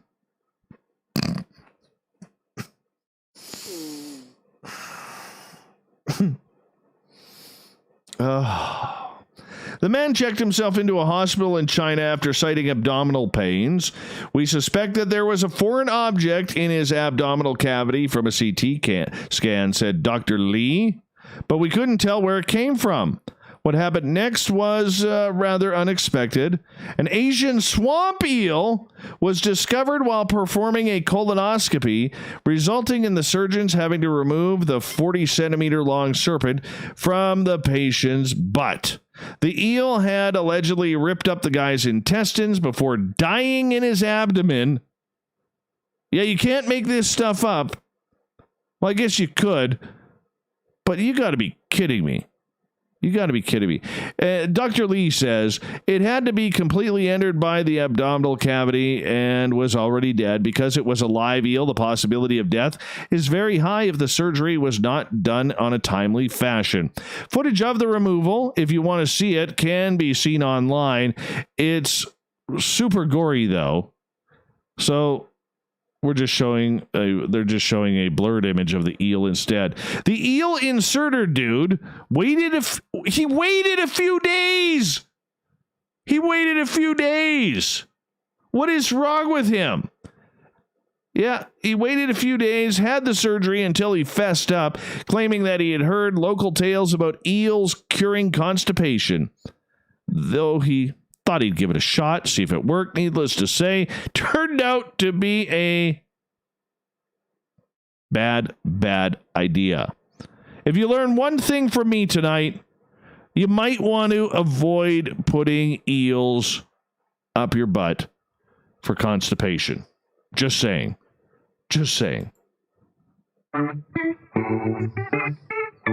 X-Lax works good. Go for a smoothie. Ice cream. Who am I? Thought of the Dave happens every night at this time, where we ask a question on our Facebook and Twitter pages and then read your responses on the air, because we love the audience participation around here. Thanks for the clown, Marty. It's a good one tonight. What would you do if you encountered the Men in Black? Got some good answers here. Start off with Nick. He goes, I would see if I could join their club. I think I would too, Nick. Debbie, they ignored me and tried to get my husband to join something local that didn't exist. Then I saw later younger ones with them or connected to them praying to the fire hydrant at the end of my road. They had blue suits on and would not even look at me after I saw a UFO at tree level over my house. They did have a black car, heavily tinted windows with sunglasses on during the daytime. Another showed in my dream telling me not to speak about a sighting. They aren't totally like what was shown on TV. Thank you, Debbie. Thanks for freaking us out. Gary the Spudger. Look at them in their attention, then look up and pass them and shout UFOs just to see their reaction. Melinda Leslie, who's been a guest on this show, she says she would say, "You again? Really? Back for more?" And then she would take a picture of them. Lynette, I'd kick butt and take names later. Eliminate the threat. No one intimidates a hybrid. Well, I guess Lynette's claiming to be a hybrid. Us reptilian. Okay, here we go. This is where we get all woo. Derek, are you ready for this? Derek on Twitter, are you ready for this? I'm going to read this again. Kick butt and take names later. Eliminate the threat. No one intimidates a hybrid. Us reptilian human hybrids can be very vicious if attacked. I will defend myself. There you go.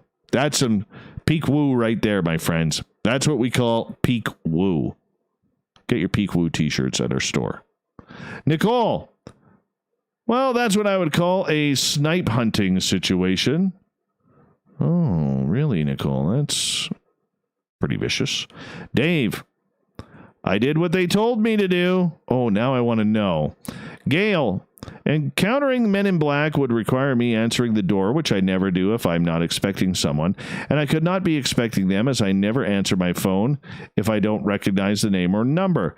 What does it take to just be left alone? Cable Guy Matt, Don't look at the flashy thingy. Well, of course not. You'll lose your mind. James, spray paint them orange because it's the new black. Then use them as construction cones and leave them on the side of the highway. If they're aliens, they'll move, though. Scott says he's going to run. John says, break into the Will Smith song, Here Comes the Men in Black. I might even cut a jig. Preston, ask to join them. If that didn't work out, offer them a drink. Catherine says, I do exactly as they tell me to. Gabe, tell them it would be a tragedy if something happened to them. Kevin, I took them to my mining claim. Karen, ask them not to use the flashy thing on me. Oh, but Lynette's back. Oh, Derek, Lynette's back. She goes, I might even eat one of them. Ask them if they like reptilian women. Oh, this is getting good. We may have to bring Lynette on the show now. Let's see here. Ozzy Rob, steal the memory wipe devices and use them on political leaders. Danny Silva from the Silver Record. I'd try and get a job. Don't you have one with TTSA? David, I have told them I wasn't keeping quiet. They did something that hurt me. And let's see. We got time for one more here. Little Richie G.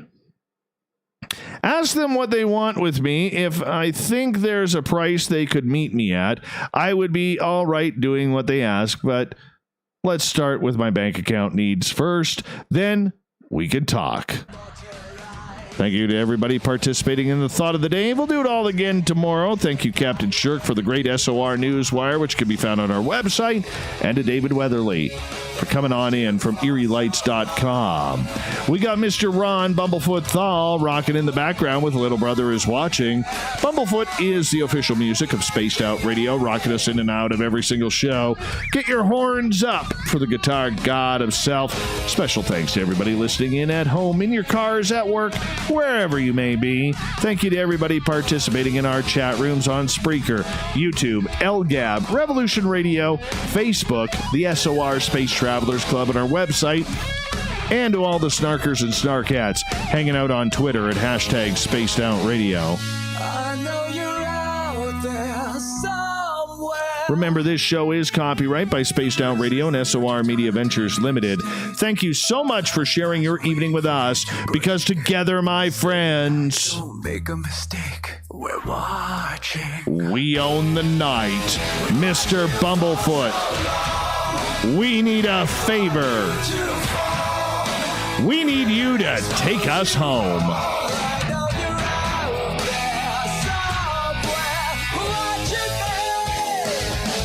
Remember, everybody, the Woo train may have docked for the night, but tomorrow we shall ride again. Your tickets never expire. Your seats are always available. And if you want to bring a friend, we got room for them too. Have a great night. That's a solid show, everybody. That's what we call good radio right there. Here we go.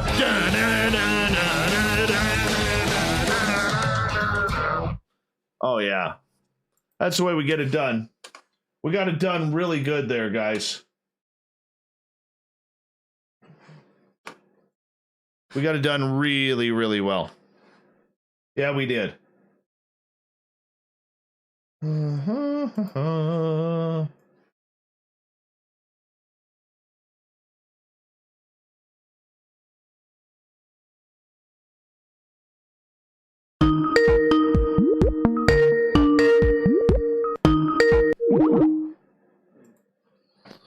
Oh. Sweaty. Sweaty. Sweaty.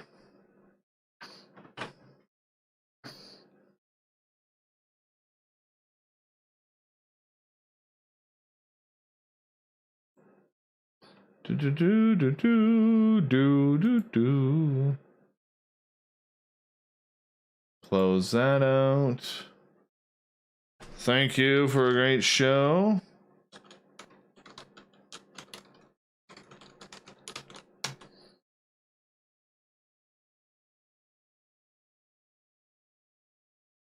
Dashboard.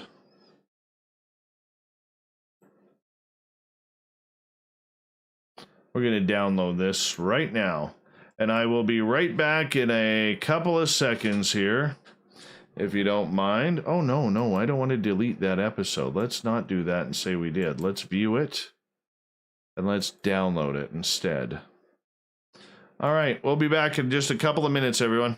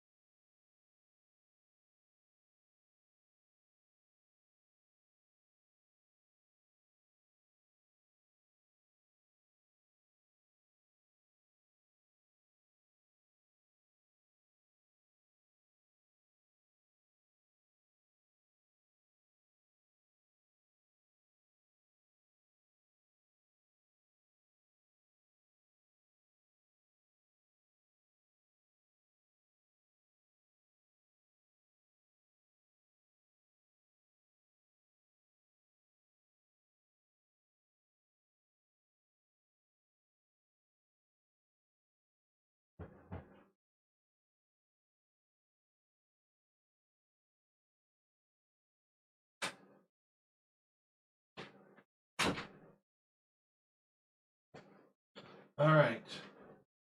Here we go. Let's do some downloading.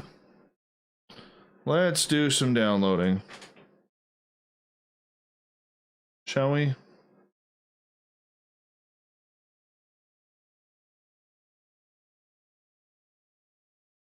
Switch that to Dropbox. And we'll go there. And then we'll go here with WeTransfer. Hey, Spookles the cat. How are you?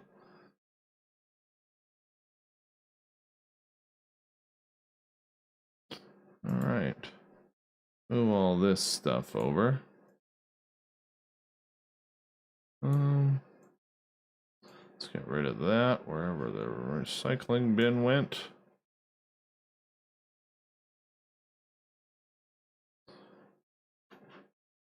Oh, for goodness sakes. Let's go here. There we go. All right, now let's find this file.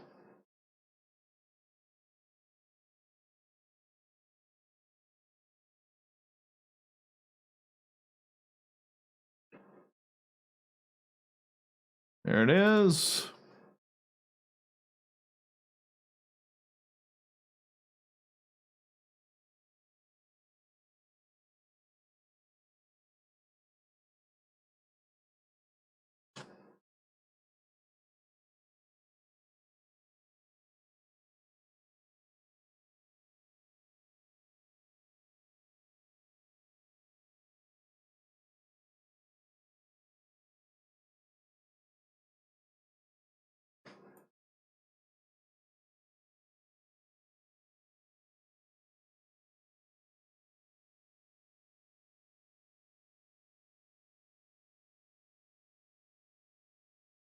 Oh, do you think the eels would get pink eye? That poor eel. How does one even go about shoving it up one's ass? That's what I want to know. Maybe I don't want to know. But I felt sorry for the eel in that one.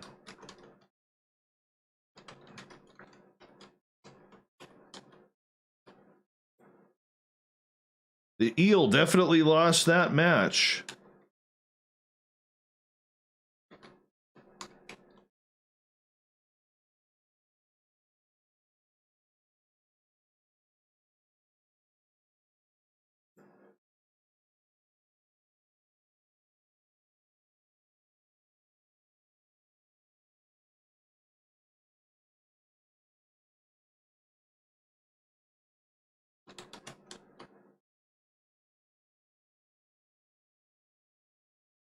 Poor eel.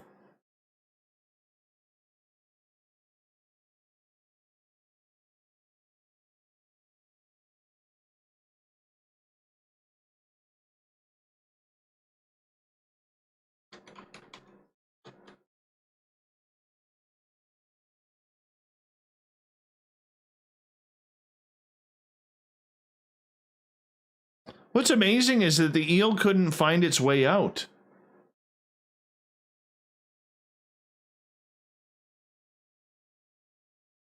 You would think it could have turned around or slithered backwards.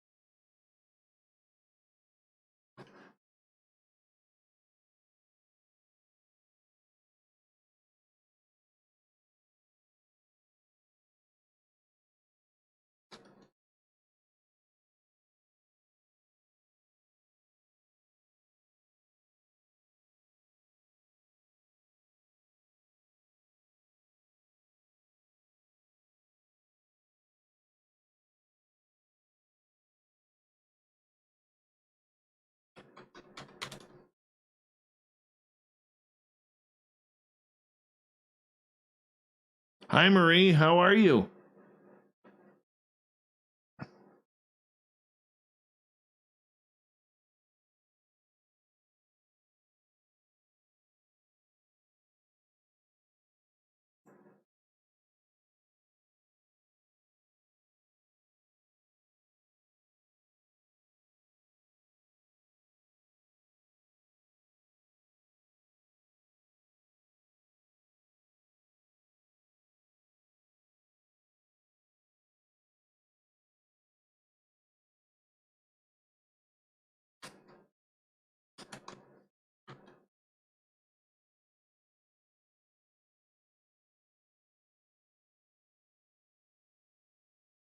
Oh, shoot.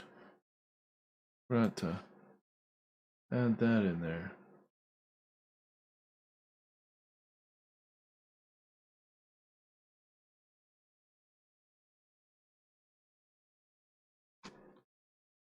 Hey, Steam Train.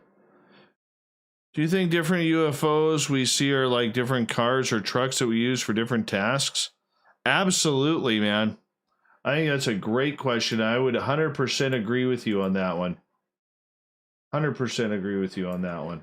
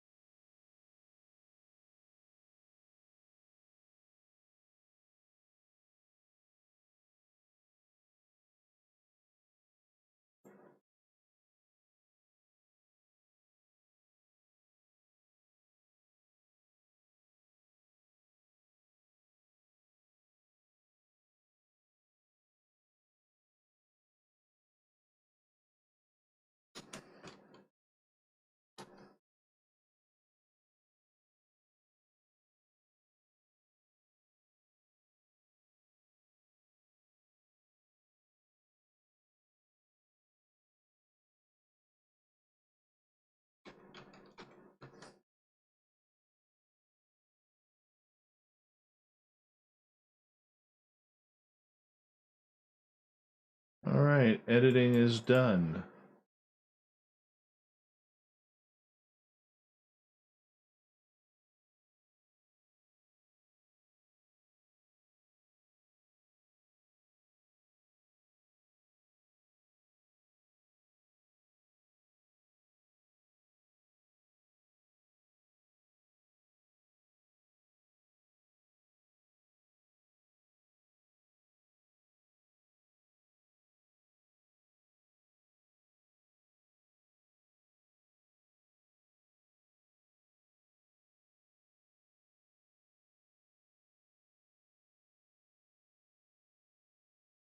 He quite may have, Prairie Fire.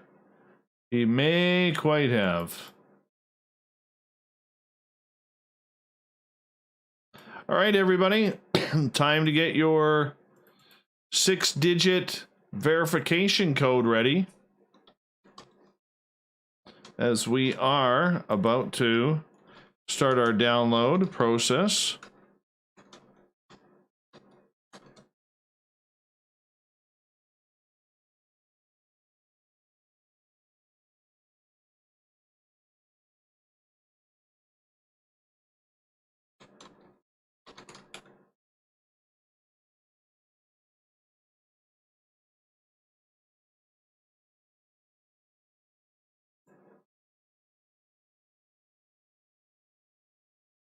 All right. Our 6-digit verification code is 138664. 138664. Use it wisely in your verification process, people.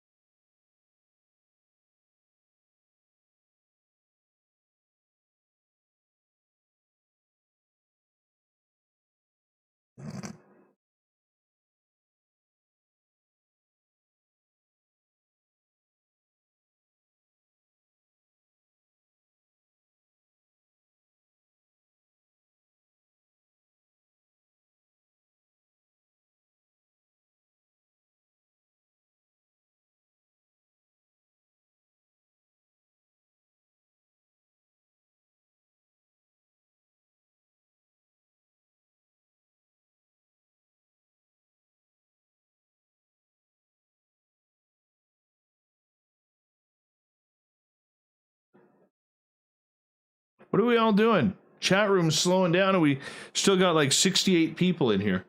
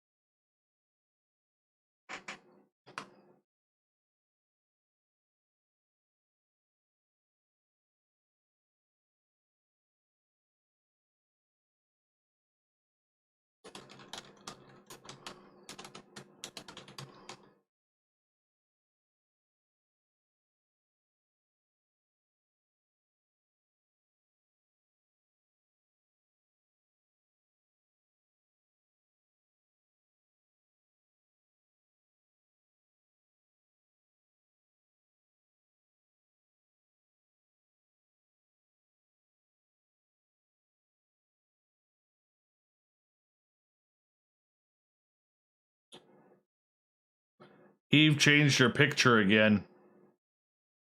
Mini Twix and Mounds. Is Mounds the one with coconut?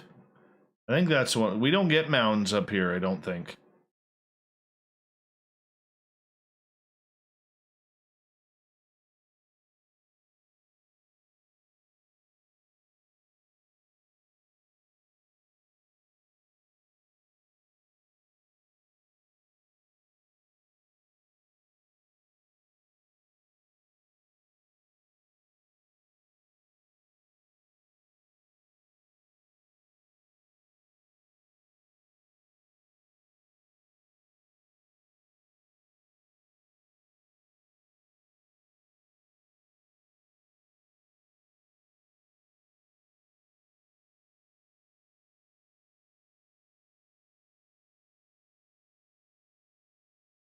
Hi, Tina.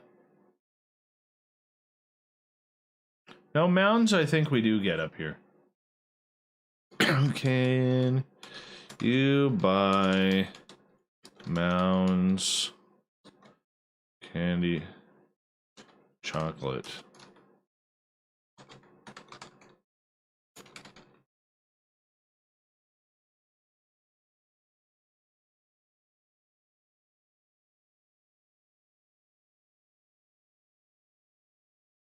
No, you can't get Mounds up here. No. Almond Joy, I believe you can, though. One of the two. There's no, let's see, up here, there's no,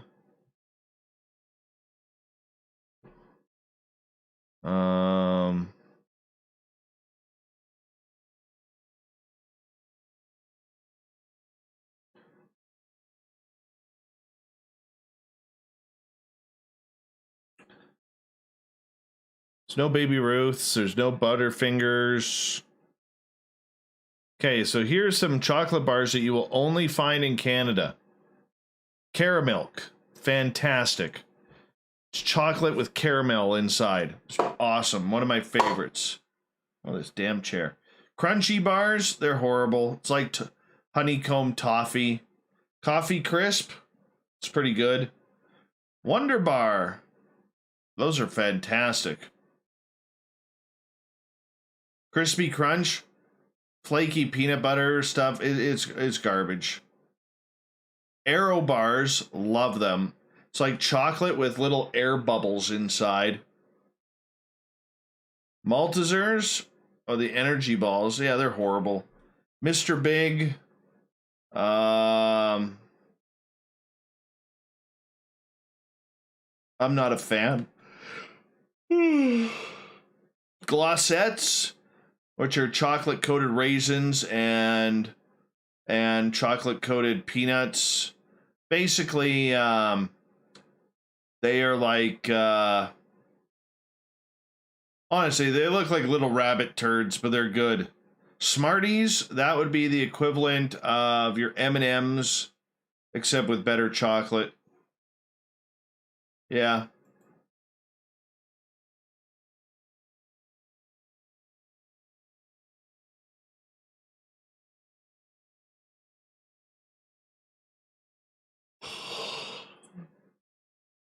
We get crunch bars up here.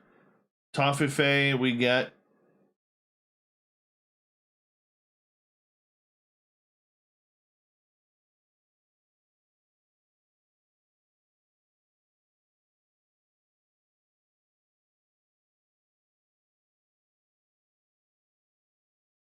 Milky Ways we used to get up here.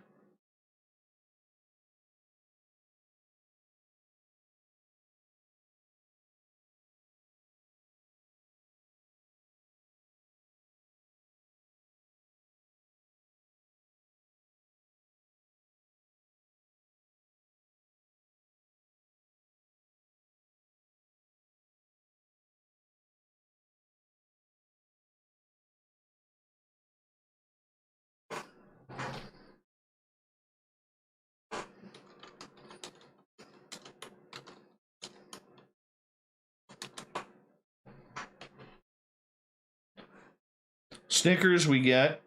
Heath bars we do not. Mars bars we get.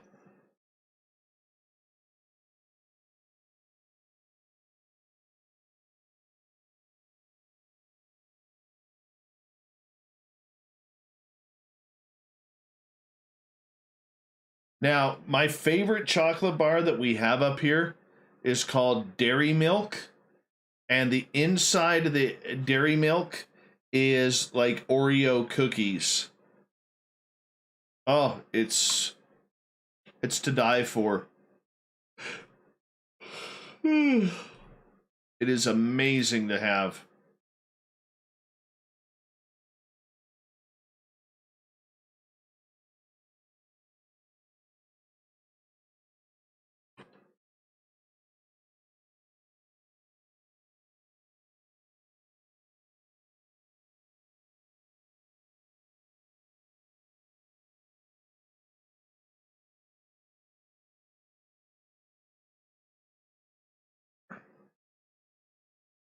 Hey, Andy Filbert, welcome.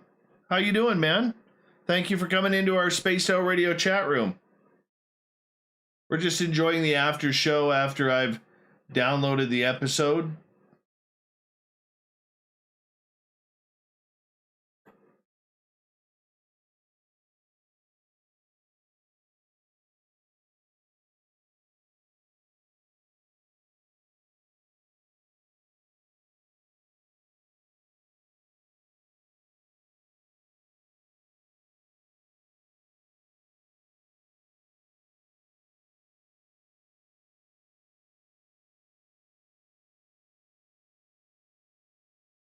My favorite candy, and you can't find them anymore.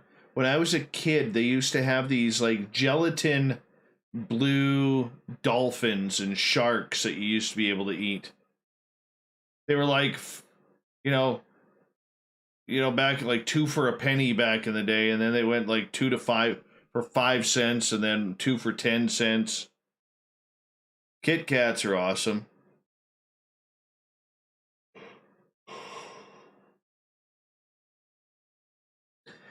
Yeah, Andy Filbert, we're here Monday through Friday night from 9 p.m. Pacific until midnight. Not sure if you knew that or not, but if you want to join our chat room, we'd love to have you. Come on in, man. Lots of room. Lots of room.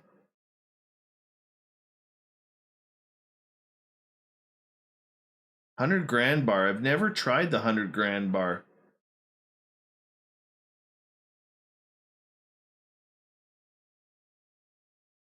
That's right, Renee. It's so easy when everybody's trying to please me, baby. Father crashing every night. I drink and drive, everything's in sight. Oh yeah, you know what I'm doing. I apologize for yawning. I do. I'll hit the bullseye every night. It's so easy when everybody's trying to please me, baby.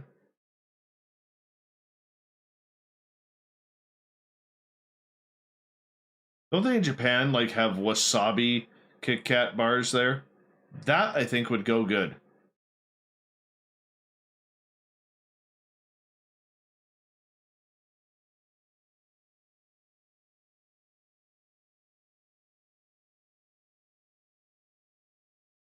Yeah, do that, Andy. We'd love for you guys to come on in. Lots of room, man. Lots of room.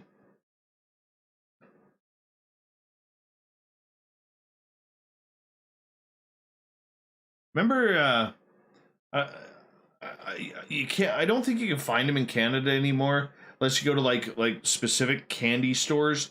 But they used to make those like taffy, those real thin taffy strips, and they'd be like Neapolitan colored, like there'd be white or like vanilla, strawberry, and chocolate, and they'd be about like that long. Oh, it was just pure sugar. It was so good.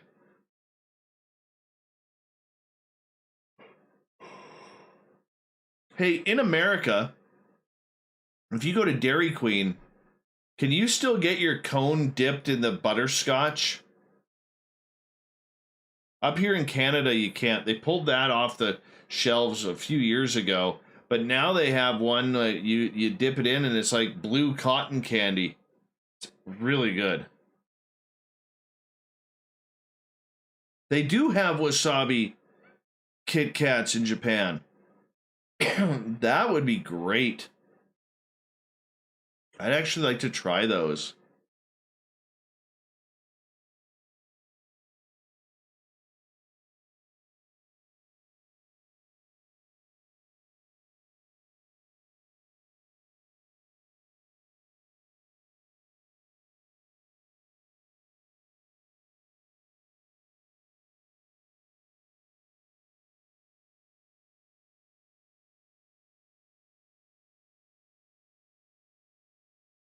Oh, I have a bottle of that from made in Vietnam.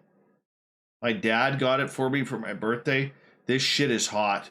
It is real hot. Like the minute you smell it, you start coughing hot. It's brutal.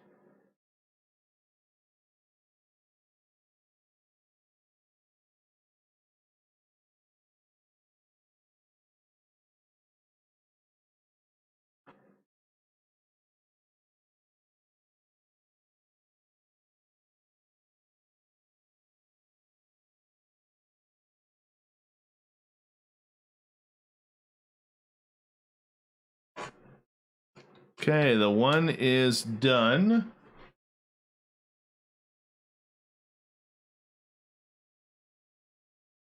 And the number 2 is done. All right, everyone. I gotta be up early, so I'm gonna make my way off to bed.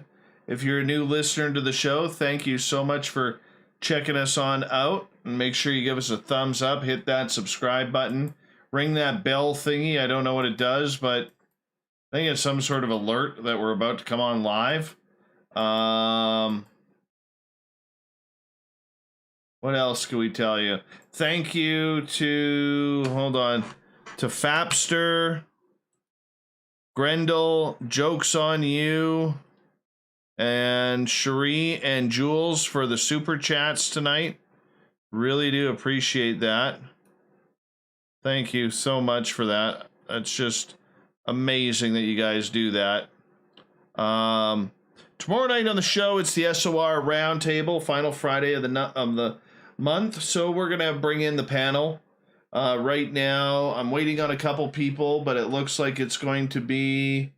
Let me find out here. Oh, William Pullen, Rich Giordano.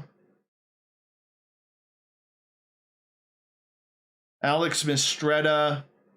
I'm waiting on Amber Beckrud. I'm waiting on Lynn Hartram. And I'm waiting on, who else? Who else am I waiting on? I'll tell you here in a second.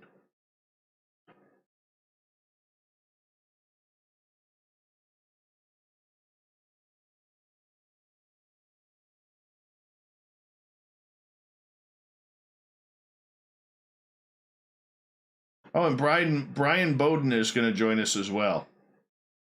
So we got Brian, Alex, William Pullen, Rich Giordano, and I'm waiting on Amber and Lynn Hartram come in and hang out with us. So that looks to be the panel for tomorrow. And yeah. And Cordance and I got a busy weekend of booking guests and going over everything there. Spookles the cat, I know I was supposed to call you today. If you don't mind, I'll call you right after I'm done here, if that's okay. If not, shoot me a message and say, don't call me. All right, so we'll figure it out.